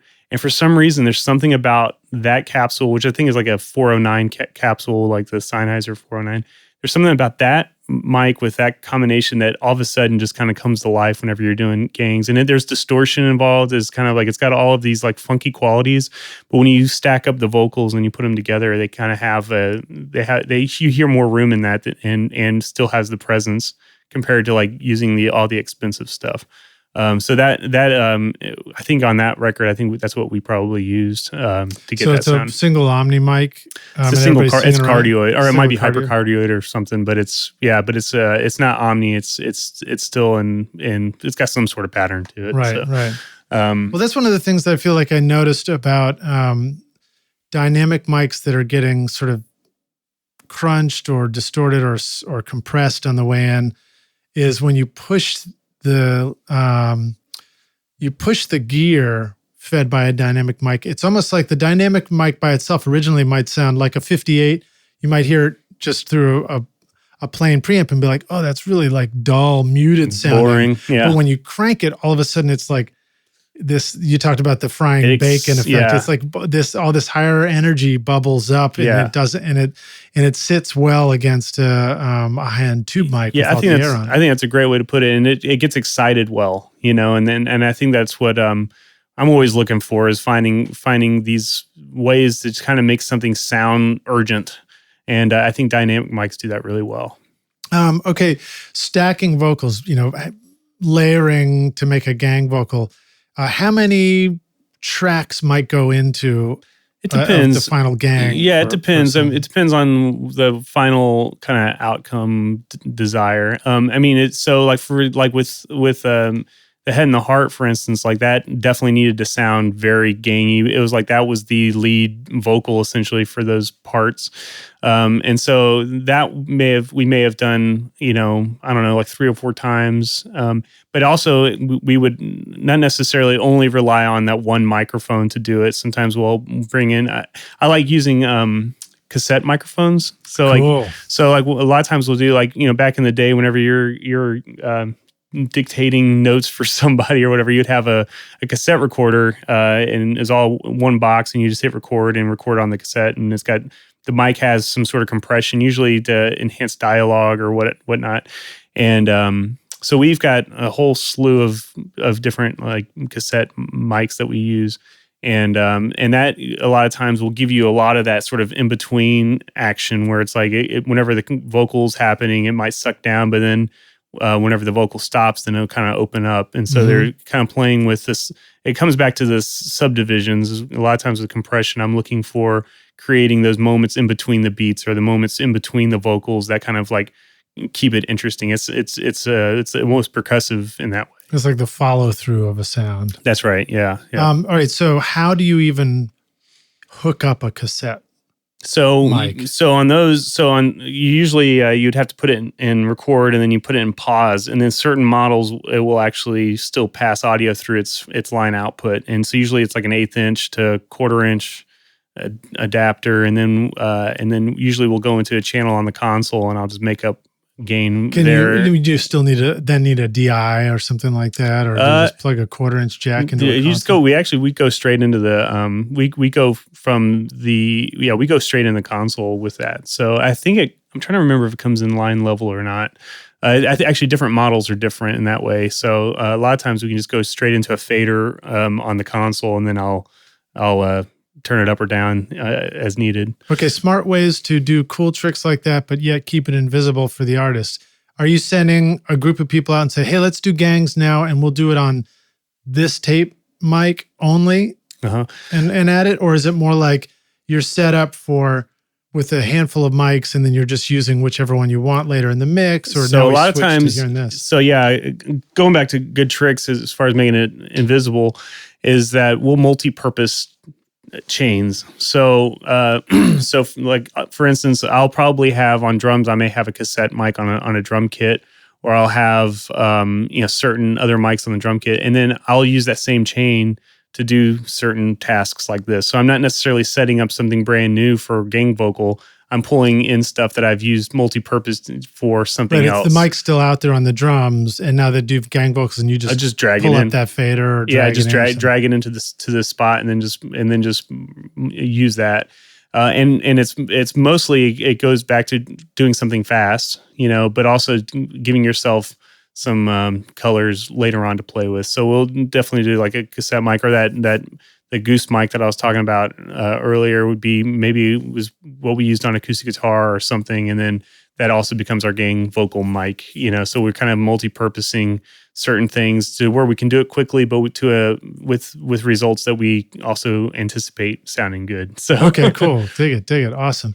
Let's see. We talked about that. Let's talk about more about bass guitar. So you talked about the power of the IBP for phase alignment between the DI and the bass. Yeah.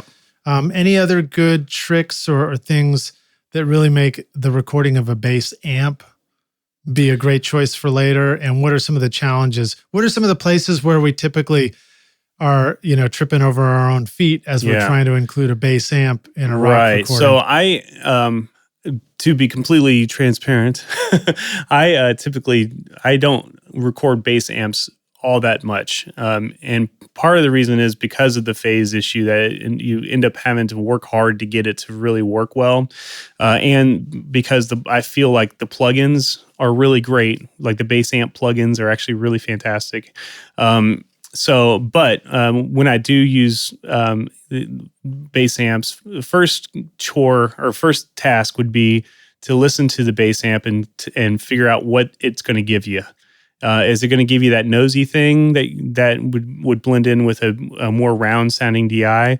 Or is it really good at giving you bottom end, and in which case you may want to adjust your DI to complement that? So I think figuring out what the amp is going to give you, and then figuring out the best way to mic that. Yeah. What are the considerations that go into mic choice for an amp? So I would say, again, it comes down to what the tone, if it's giving you a lot of this good nosy mid-range thing, then I may stick a 57 on it, or stick something, that isn't typically bass amp mic. If it's bigger and I want something that's kind of got a little bit more of that extended low end, we have a Sony C800 that's really great. We also have like an RE20 or something like that might be good and giving me that bottom end. Yeah. And then knowing that I'm going to blend that in with what a DI would give me. How about the room that the amp's in? Have you learned lessons about amps don't sound good in this room, but they sound great in this room? Yeah, and actually, it comes down to I think bass amps sound better in a bigger space.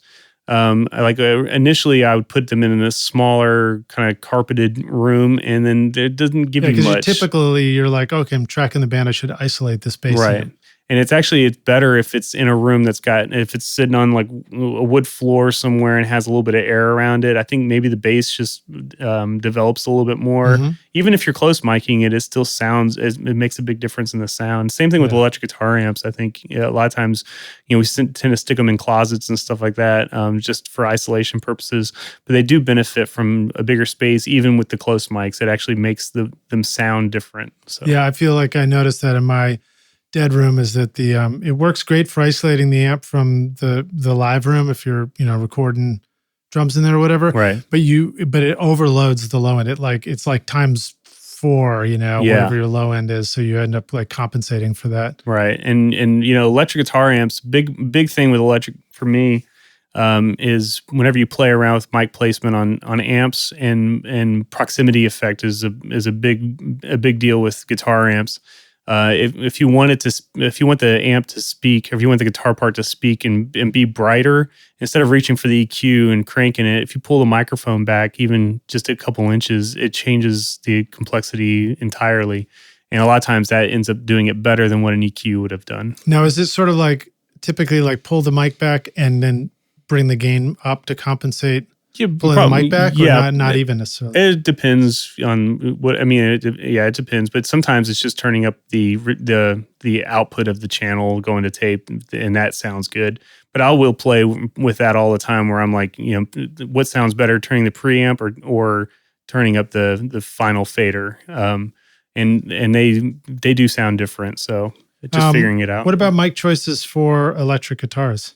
So I'm a big fan of 57. So I use 57s most of the time, and then I've got this old 67 that I also like using on the outside of a cone, and then I'll depending on how much energy in the song the guitar needs to take up, I'll blend in the 67. So a lot of times, I like having bottom end in my electric guitar amps.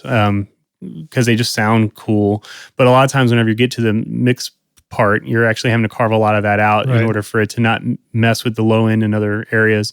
But there's some songs or some bands where there is enough room for the guitar to be huge. And so I'd like to leave myself the opportunity to make it huge. Right. It's better to have it there and get rid of it than wish it was there and not be able to add it. That's right. Yeah. And then the other thing that I also like to do, and I think for electrics in particular, is I don't like to have too many options later on. So I'm not the type of guy that will put like a bunch of mics on an amp and then later on go and play around with them. Right, I kind of can't stand that either. Yeah, so I typically, if I'm going to do more than one mic, I'm going to blend them and commit them together to one track. So and a console's good for that. Console's perfect for that, and there are some other boxes that people have made that are good, just kind of combiners. And I think that's just real important to like make a decision and go with it and embrace it. And so, yeah, especially with that, I used to get tracks where I'd have like, where I'd get tracks from somebody else, and I'd have like 4 or 5 tracks for every guitar part, and it's like, I don't need all that. Like, please give me like one that sounds great, and I'll do that. So, do you sometimes record stereo guitars, and would you prefer to have a stereo track in Pro Tools, for example, where the amp is to one side and the delay or the room is to the other? And that's what you're doing with it, or would that might still be just 2 mono tracks? Yeah, 2 mono tracks would be cool. But one thing that we do that I do like to do is we'll sometimes use a Kemper or like some sort of like guitar effects box and have that be wide, and then you have like a dry one in the middle, and you kind of can blend those together. So like that kind of stuff's really cool, or you can use the DI. If you've recorded a DI on a guitar, then you can use that and feed that into some sort of amp processing later on, and then use that to add that dimension to a guitar. Get your wideness out of that. Yeah, absolutely. So is a lesson that's helpful for us to think about, like, run your guitar through a DI so that you're capturing a DI on your way to the amp. Mm-hmm. Even if you don't know what you're going to do with the DI now, just save it for later. Yeah, and I, as a rule, we typically do that because it is one of those things that later on when you're mixing, it's a really helpful thing to have, to where you can kind of play with it later. Yeah. I'm not doing enough of that. I'm not doing any of that, actually. Yeah, it's a good thing to have. I think I just need that reminder that I don't have to know what I'm going to do with the DI now. Right. But if it doesn't mess with my sound on it as I'm capturing the amp, then it gives me that option for later. That's right. And that's not an option overload option. That's like a mixed choice. Yeah, or that's what am I going to do? And look at this. Let me go down this road. Yeah, it's a good save your ass option. Yeah, absolutely. And we do need to, that's the boring part of engineering that we probably do want to adopt in our sessions, is like, even when we're trying to do the cool stuff and all the experimentation, is like, keep giving yourself a chance to save your ass later. Yeah. Not give yourself a chance to save your decisions for later, but save your butt when you're up against something you're like, I really need a way to make the bridge work or whatever. Right, right. Yeah, talking about boring engineering things, I think one thing that... We love them here. I know, man. It's so boring. But one thing that I don't think we don't really talk about that much is like drum pocketing, vocal tuning, like all of these like tasks that are not sexy at all. Yeah. And it's something where I think there's a lot of creative choices to be made in those areas that I feel like get overlooked whenever we are talking about this kind of stuff, Well, here, I'll even help with the phrase. This question was like, the question was kind of like, how far do you push a singer during recording vocals and producing a song?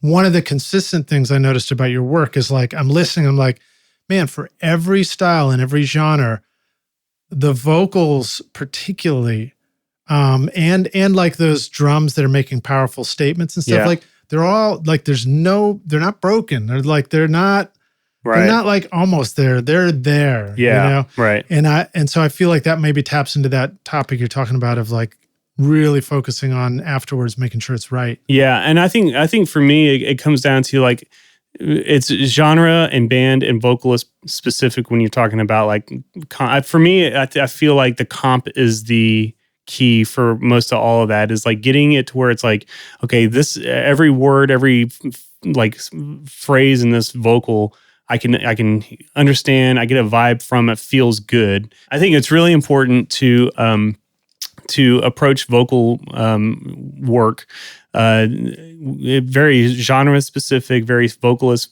specific. And you know, it's not always about like getting a perfect vocal. It's about getting something that's emotionally connecting to the song.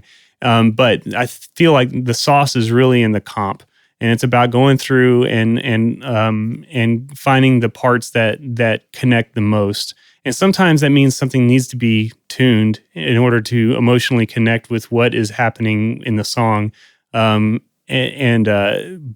for the most part, I really do feel like great comps make for great vocals. Right. And that is kind of the boring engineer part, because that's on us to like, we geek out. Like if you're in the room while somebody else is engineering and doing those moves, it's mind numbing, right? It is. And I always tell people my only talent is that I can listen to the same vocal phrase end on end for 15, 20 minutes at a time without wanting to blow my brains out. So, but a lot of times you're sitting there. Partly it's because we can forget it. Tomorrow I'll be like, what did you do yesterday? I'm like, I have no idea what I did yesterday. Yeah, exactly. Absolutely. It's like you just kind of get in that little zone.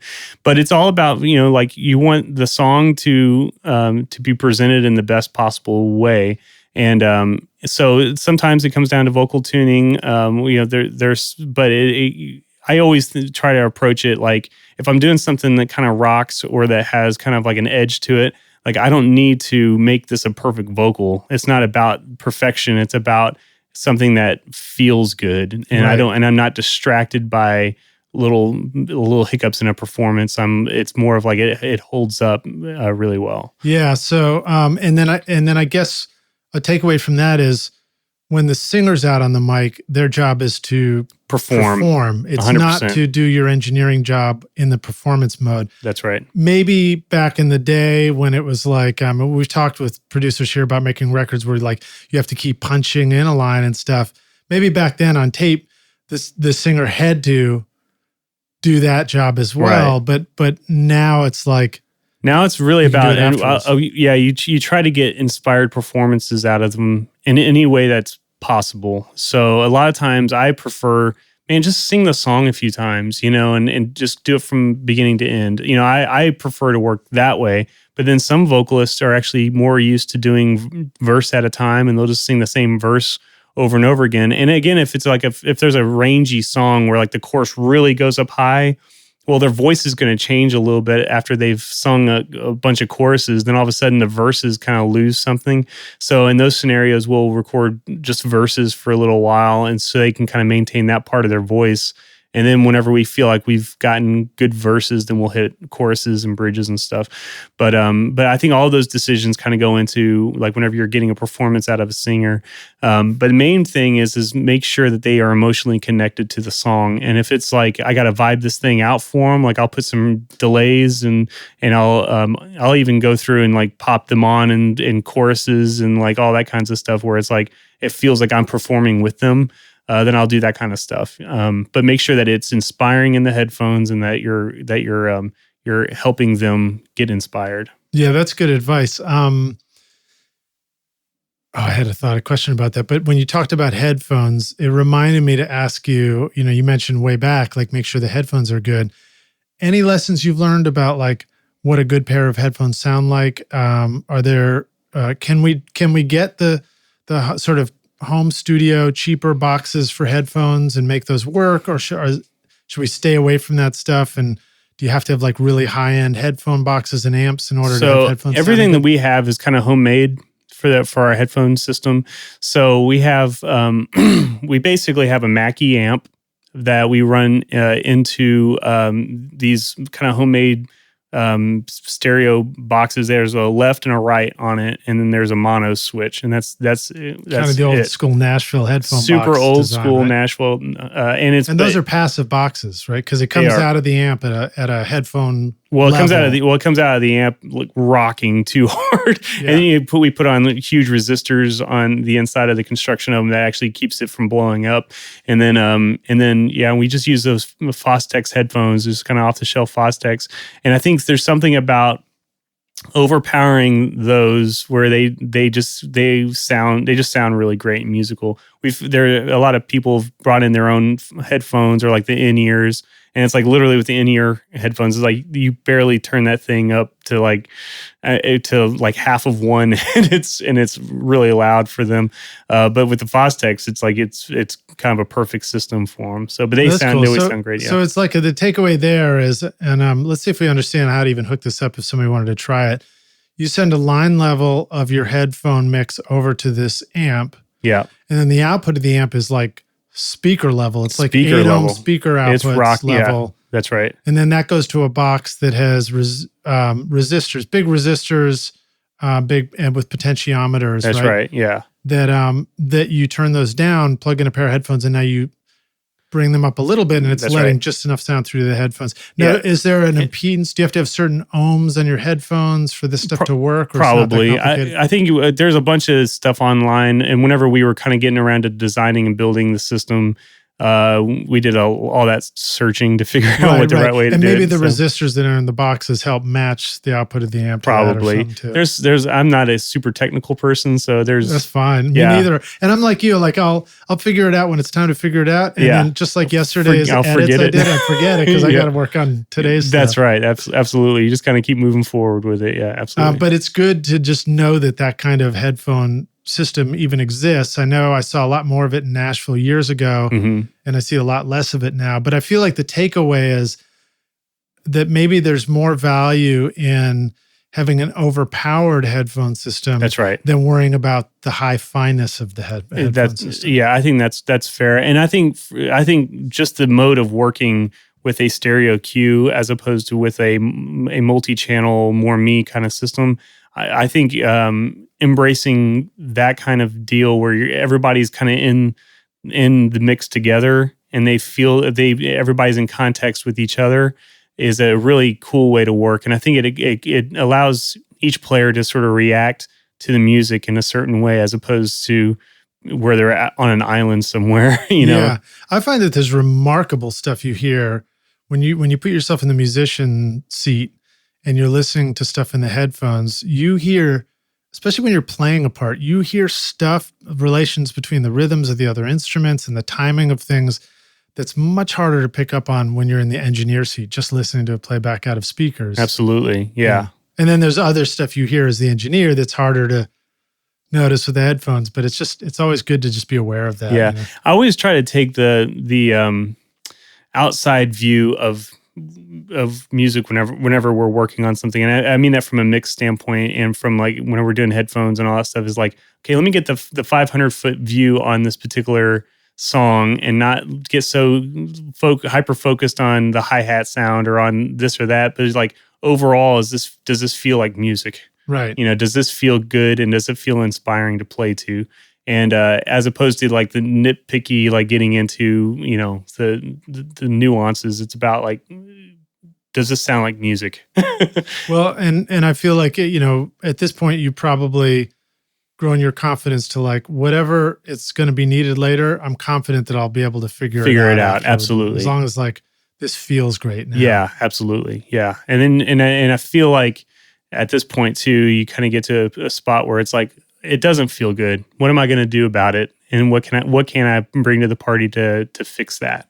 And that's where the challenge, I think, lies.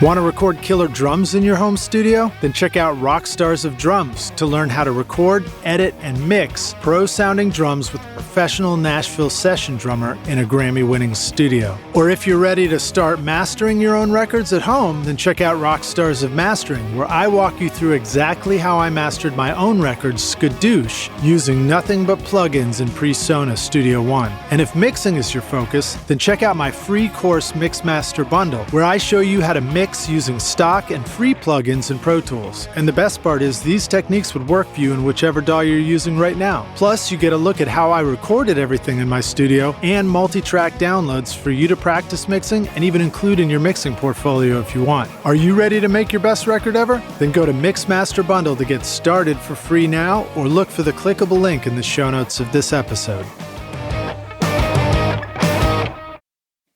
Okay, so anything you want to talk about? Let's stick on the vocal topic for a minute. If you're working with a singer who likes to address things in the moment and make judgment calls from the headphones, what are some methods that you just simply manage all those takes, and how do you punch in? Any lessons there? Is it like, do you use the duplicate take feature a lot so that you can punch in? And then absolutely. So you end up with a lot of, vertical playlists where much of the take will look the same as the one before it, except for that bit that you punched in? All the time. Yeah, I do it exactly that. And then usually if we are in that situation where we are kind of addressing those vocal punches like that, then I always think of, okay, the last one with all the corrected punches is kind of my master. And then I'll go through, whenever I'm going through a comp in that scenario, then I always default back to that. If there's if there's a toss-up sort of question in my head where it's like, okay, this line and this line are very similar, well, I'll lean on the one that was either part of a solid performance that I really liked, or if it was part of that master sort of punch track, then we'll default with that in terms of in my head how I'm approaching it. So it might be a singer singing 4 takes of a song, and then you like big chunks out of those. Like, oh yeah. You like a full verse from this take and a full, and this whole second half of the song from this one. Yeah. And then that gets put together in a new playlist. That becomes a new playlist where I'm like, okay, that's the comp. And then I might go through there and be like, oh, this line maybe could be a little bit better. So now let me go searching. What if the singer's out there and they want to punch, let me punch the first line. Yeah. You take that playlist and you don't punch on it. You duplicate it first and then punch on it. Yes. And then when they want to punch something else, you duplicate that and punch on it, right? Or it depends, yeah. I would just keep going on that one. Like, okay, this is a duplicate one anyways, so let me just keep going with it. But anytime that the singer wants to give me anything, I'm like, please, I definitely want to always be up for that, What about that experience of the singer or the producer going, hey, which one was the one with where we did the punch on the something? Yeah. Have you learned ways to keep track of all that so you can take somebody right there? Or have you learned that like the answer is, oh yeah, let's go find it? Yeah, it depends. I mean, sometimes people have a significant relationship with a particular take and they don't express it immediately, so you don't necessarily know that happened. But if there was a thing where I hear someone say, oh man, that one sounded cool, I have a little notepad next to me and I'll just scribble down a playlist number or something. And then if we need to go on a little quest to find things, I'm like, well, playlist 4 was the one that had that little moment that they responded to. So let me go back to that, and maybe that's where this is happening. And I think that's great advice. And a really good takeaway from that is the power of pen and paper, or pencil and paper. Absolutely. It's like, just jot a little thing down to yourself off to the side. Everything doesn't have to live, perfectly in the comment section of a Pro Tools session or somehow on the computer. Absolutely. It can be jotted. It can be old school. We can just write it. And I always have my assistants make sure that we have pencil and paper next to me. I always want to make sure I have a lyric sheet. Whenever I'm doing vocals with somebody, if we have lyric sheets, a lot of times the rock bands or certain artists, they just have the lyrics memorized and we don't have lyric sheets. Right. That's challenging as an engineer. Yeah, and so I just we'll just scribble down a lyric or something if I feel like we haven't gotten something quite right. But if I have a lyric sheet, then I just have a series of underlining things if I feel like we still have to get certain sections or whatnot whenever we're going through. I know it's hard sometimes as an engineer to, you do your best to, there's almost like an internal gut meter that tells you if you've got enough Right. Or if you push the singer far enough anyway, and so Right. it's time to stop and time to switch modes into comp mode. Right. But it's tricky. I've never found a system that says like, I can 100% guarantee you that we've got everything. No. Yeah, you just kind of have to go with, just roll with it, and then just hope that your taste and your experience kind of guide you in the right way. Yeah, and then I feel like another indicator is when the singing sounds like it's starting to go downhill. You're done recording anyway. Well, and the thing, for me, I've got a big radar in my mind whenever I hear a voice starting to wear and sounding tired. That we need to stop and either get some tea or get do some sort of break. But usually the singer, I will sometimes notice it before the singer does, but they'll know whatever technique works for them to get it out of there. And it's usually like a texture thing. It's usually like my voice is sounding right now, where it's like just a little bit smoother sounding, and I don't have quite that sort of like texture on the top. That sort of like brightness. That first take brightness. That's so awesome. Yeah, and so it's like that's the money spot whenever you've got that texture, and then when it starts smoothing out, then that's when it's like, okay, it's sounding tired, and it's time for like a hot tea or some of that singer's friend spray or whatever it is. Right. And then usually the singer has some sort of technique or whiskey or some sort of alcoholic beverage sometimes helps. Some people eat bags of chips or something. Yeah, like just that. anything. The opposite of whatever the lesson is. That's right. Just anything to lube up those vocal cords. But the irony is that when you're pushing and producing, the tired voice can often be where you got all the things you were trying to get. That's just right. You're like, oh, well, we phrased that right. Well, we got the pitch on that right. And then when you come back later and you're like, man, but that first take where the tone was right and it was the vibe. And that's the winner. Use that instead. I'm going to do that instead. Absolutely. Yeah. And so you definitely have to make those creative decisions throughout the process. Absolutely. Another takeaway is I find that sometimes it's that process of breaking down the vocal that is like a learning process for the singer. And now if you do the break and then come back, or even come back tomorrow and sing the song, knowing all that stuff, that even if you comped it and everything. Oh yeah, absolutely. Sometimes they just come in and nail a performance because they simply know where they're going. They know what's going on now. Yeah, absolutely. Or if their voice was kind of tired and they'll come in, it's like, man, I just don't like the sound of my voice for this. Let's hit it again. And it's great. A good example of that. So when I was working with Little Big Town, there was a song called Better Man, which Taylor Swift wrote. And so we had really wanted to record the song. We tried it a few different ways, and none of it was really kind of working. And part of it was Karen was having a hard time connecting with the vocal on that, because it was kind of, her voice and Taylor's voice are completely different. And so we kept doing things over and over again, and she would sing the vocal and just be like, I'm just not in the song. I can't feel it for some reason. Well, we went and we just kind of kept working on stuff. And one night we shifted over to some other song, and she sang a background vocal on something. And for whatever reason, in that moment, I had just the right combination of like ambience and level to her vocal, and like everything just seemed like it was clicking. And she kind of gave a look to me, like right after we did the vocal take. And immediately, without even speaking a word, I shut that song down and I opened up the Better Man track. And she started saying that she wanted to sing it, and I was like, "I'm already getting it up." And she laughed, and so we opened up the track. I imported exactly the way I had the settings set for that other song, and she, in one take, just completely killed that vocal.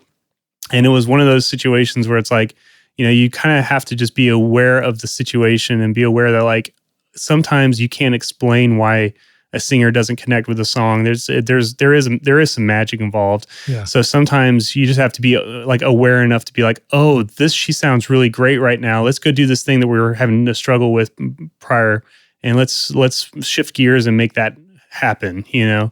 And so there's those kinds of situations that happen all the time. And it's not about math. It's not about any of these other things. Sometimes it's just a spirit that happens to be working in that particular moment. And two things about that too. An engineer's job, I feel like, is to capture the moment. When the moment happens, we're ready to capture it. Absolutely. And so you were like that. The moment appeared. Yep.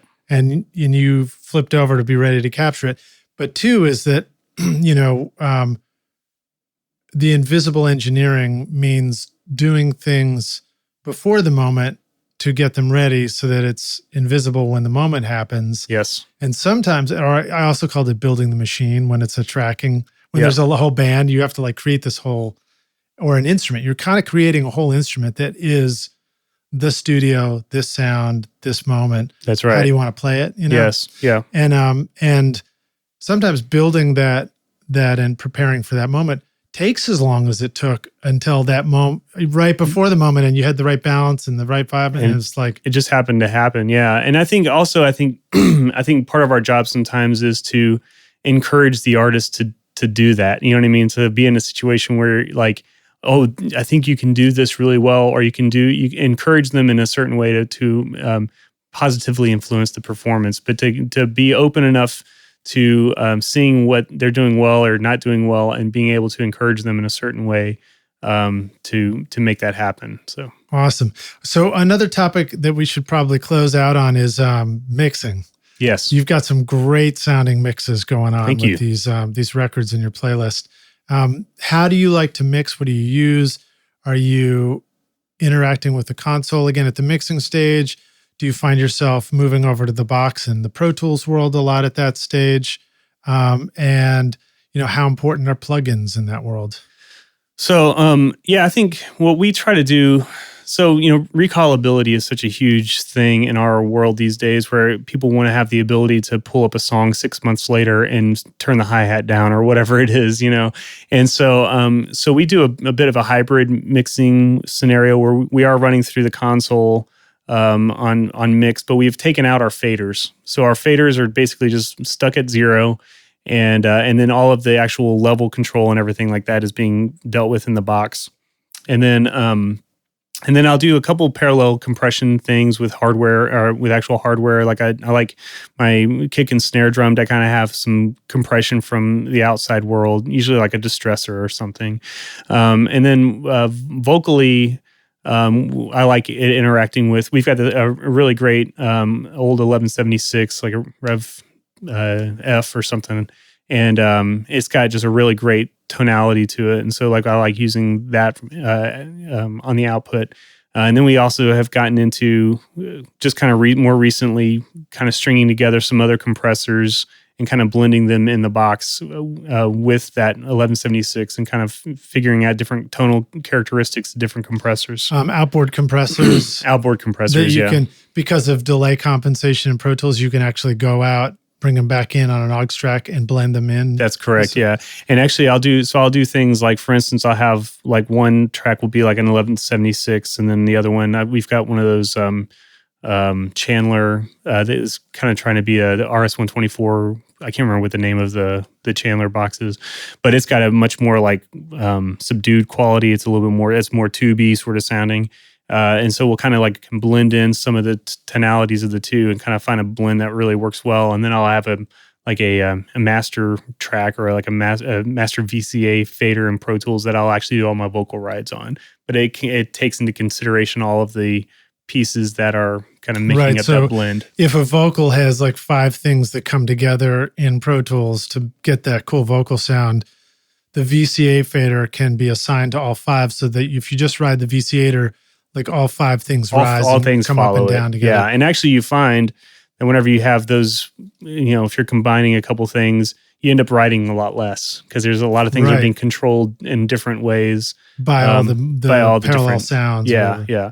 So that's a kind of a newer thing that we've kind of gotten into recently. Do you you like to look at the mixer screen in Pro Tools, or do you look at the edit screen? I'm always in the edit screen for whatever reason. I'm so used to seeing that. I don't necessarily get on the mix screen much. Are there challenges to the VCA fader? Because one of the things about AUXs and VCAs is there's no visual audio underneath the automation line. Right. Any good tips for how you manage that? It doesn't bother you at all? It doesn't necessarily bother me. I just kind of got used to it. But it's usually, maybe your VCA is right next to the vocal track. Yeah, so you definitely keep like-minded things together. So I'll definitely keep all those tracks together. And then we do have like those Euphonics or Avid fader box, the artist series. And so I use that to actually physically ride vocals with. So and a lot of times whenever I'm doing that, I like to not even really look at a screen and not see like the vocal when I'm doing it. I like to just kind of let my ears tell me what to do. And because sometimes something will look loud on the screen, but then with all the compression schemes that go on or whatever, it actually doesn't come off that way. And so a lot of times whenever you just kind of close your eyes and just don't look at it and just kind of react purely from the music side of it, then I think you end up making better choices. Yeah, I agree. When you look at lines on the screen, you look at plug-in, graphs, you start to make a big move, and there's definitely something in me that goes like, oh, that's too much. Right. Probably because I've just been burned before by doing stuff too much, But in that same sort of way, I do like using like the Fab Filter stuff, like their EQs. I think are awesome, and I've been using a lot of their plugins. But a lot of times on like the graphic EQ, it's like you do something that sounds right, but then you look at it, it's like, man, that's an ugly line that I just drew there. Yeah. But if you had done that on a console and cranked a knot, you wouldn't have thought twice about it, because it's just kind of like you just go by. You just be like, it just goes to 11. Yes, it goes to 11. So yeah, sometimes that sort of visual feedback that plugins give you will influence your decisions. Okay, cool. Very cool. Let's see. Other stuff about mixing drums. So like, those were parallel compressors for vocals, but also for drums. Do you introduce stuff like that? Yeah, sometimes. And then, the other thing that we do a lot of, because we if you listen to some of the songs, is like, we do like these big scene changes. We'll do these things where it's like the drums are like really rocking and aggressive in a particular section, and then all of a sudden go to like one mic or something, or and we'll play around with things like that. And so, kind of how you arrange things in tracks with that in mind. Sometimes it's not all from one drum performance. Sometimes it'll be like we'll overdub a drum section in a separate way. And so like in those particular scenarios, I may not have any like outside processing with it. It's purely like one mic into some sort of distortion box or some sort of plug-in or something. And so there wouldn't be any side chaining or not side chaining, but parallel compression or anything like that. Right. It's just that the sounds themselves already did this thing. And so we're just kind of presenting those sounds in the moment, and they're not going through any particular like hardware processing in those ways. Usefulness of drum samples. Is that something that has been useful to you? Are you, almost by your description, are you kind of creating samples because you're just creating these sound moments? So usually so samples definitely somewhat play a role, but most of the time it comes down to enhancing something that maybe we didn't get right, tracking, or some sort of deficit in maybe the drummer's technique. Sometimes you can hit a snare drum so many different ways, and sometimes you get like a hit that's like, oh man, it's got all the bottom and all the like earthiness that I really want for this particular section. And then then there'll be a few hits where they hit it kind of more on the side, and it chokes it out, and it doesn't have any of that sort of that sound. And so in those scenarios, if you want your snare to sort of really kind of maintain a certain spot, you have to do some sort of trick to get it to do it's that. almost like the real comment is that what really happens in the performance or in the capture is an inconsistent variety of results. Right. And maybe what you want in the production is a result that sounds very consistent. That's right. Through the moment. And therefore, by definition, you're going to have to do something to create consistency in the editing, right? Yeah, absolutely. And usually, a lot of times for me, it comes down to dynamic, because if I'm sitting there listening to a drum part in a song, I don't want to have a spot where I don't hear the snare drum, or I don't feel a particular, kick drum or something. It becomes inconsistent, and then all of a sudden I don't hear that particular beat, and then there's no level of amount of turning up that you can do if it's and then I'll fly in. Well, you can always fly in a good snare drum that was hit properly. Let's talk about that for just a sec. Does fly in a good snare drum literally mean go across all the mics and the drum kit? It depends. Copy out just a snare and paste it into this. Yeah, it depends. Usually that's the case, where I'll take the whole drum performance of like one beat, and I'll just pop that in there. Other times, sometimes there'll be more of a scenario where 4 on the floor beats are kind of my nemesis. Right, because it's flamming. It's flam and if you get to a point where like you got your kick and your snare up, and it's like, and they're just the whole song.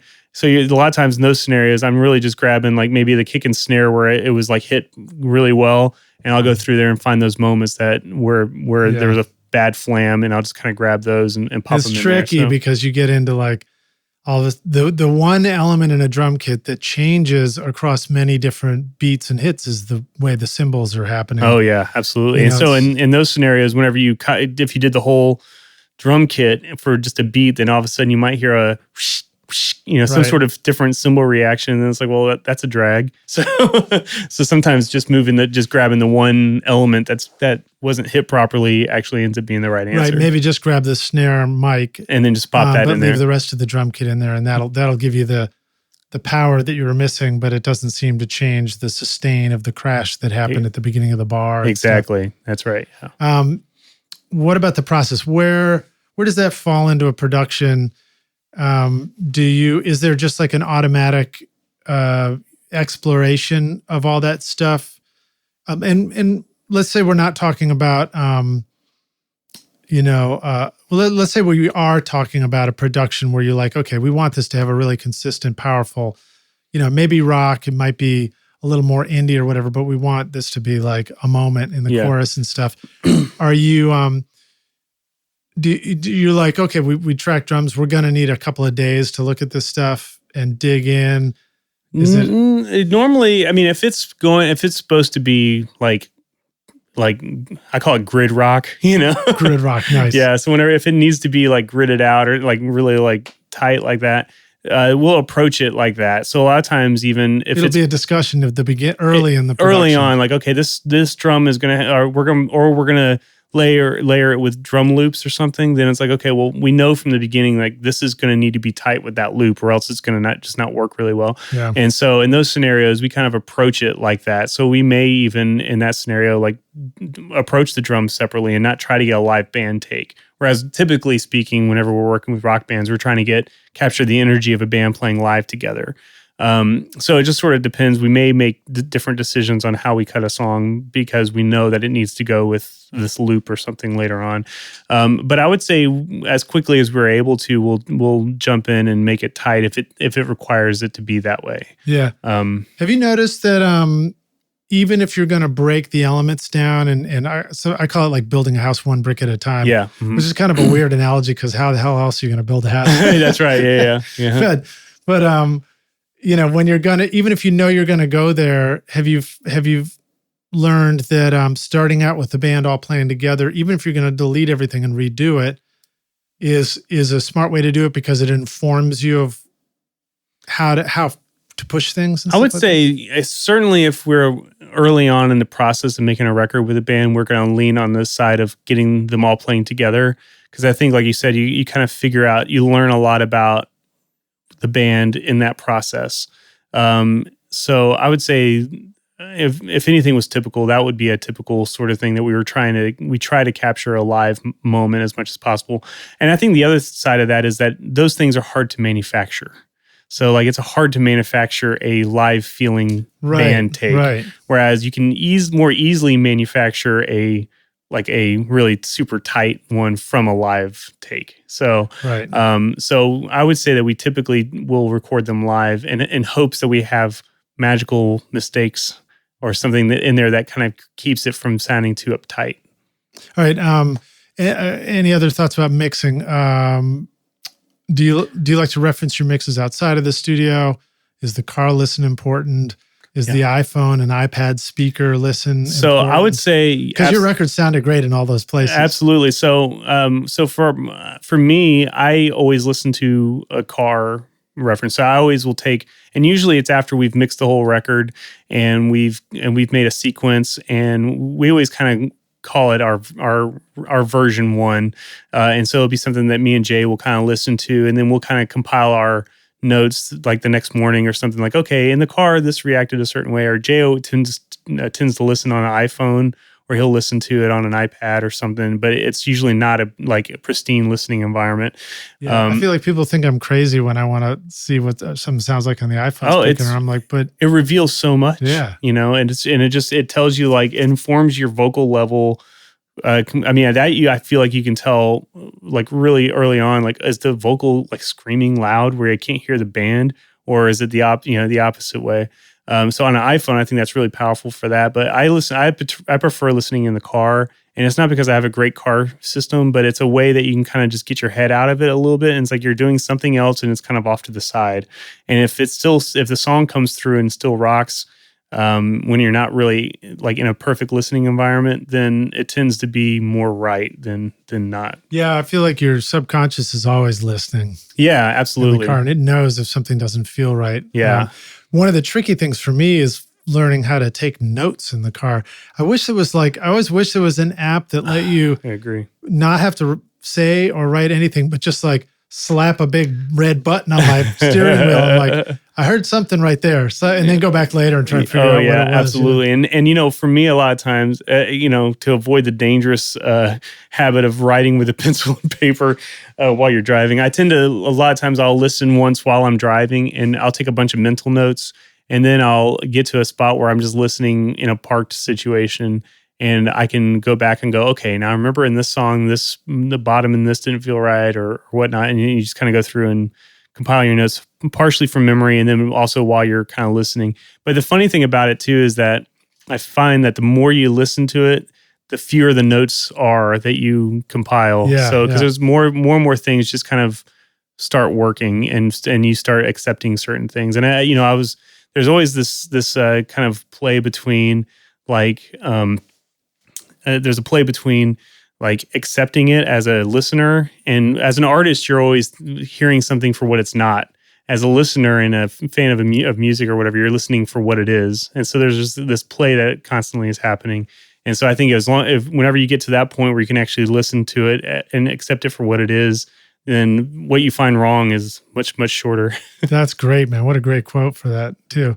When the artist is listening for what it's not, so they're self-criticizing. That's right. And the listener is just accepting and enjoying what is. That's right. And it's like you just want to make sure there's the right amount of is. That's right. Exactly. Absolutely. Yeah. Awesome, dude. Well, I think we should wrap up. We've been going for a good long stretch and just so much great stuff to talk about here. Let's go into our closing questions. This is hypothetical, but we're going to take the Wayback Studio machine. All right. And you're going to go back in time and find young Jason. Uh-huh. And you're like, listen, dude, I know you're having fun with the 4-track and you want to be a rock star of the studio yourself one day. Here's the single most important thing you really need to know and focus on. What advice would you go back and give yourself if you could? I would, and I kind of touched on it earlier, I'd focus on what I have and not on what I don't have. So I think, this day and age, we have so many tools available to us. And I feel like sometimes young people get caught up on like, oh, I don't have this mic or I don't have this plug-in or this or that. And they'll use that as a hindrance to what they're trying to do. And I'd say, think of it in the opposite terms. Like, okay, well, I don't have that. What can I do to make up for that in a creative way? And focus on what you do have and do it. And don't sit around and like wait for things to happen. Like actually get out there and make it happen. Awesome, dude. Yeah. Well, what an absolute pleasure to hang out with you. Thank you so much for joining us on Recording Studio Rockstars. You just shared a ton of great stuff. We can keep going too. So yeah, man. We'll probably have to do this again. Next year we'll do another one or something. We'll dig more into the details. Let the Rockstars know how they can find you online. Where can they go learn more about you? I mean, I've put together Rockstars. Of course, there's a great YouTube playlist, and you're right here in the show notes. So. Yeah, and and then I'm available on Facebook. I don't even know how to give that information, but I'm on Facebook and my also email. You can email mercy0866@aol.com. Awesome. Yeah, awesome. Well, dude, thanks very much for being on the show with us. It's a pleasure hanging out with you. And my pleasure too, man. It's awesome. Dude. We'll see you around the studio for sure. All right, man. Cheers.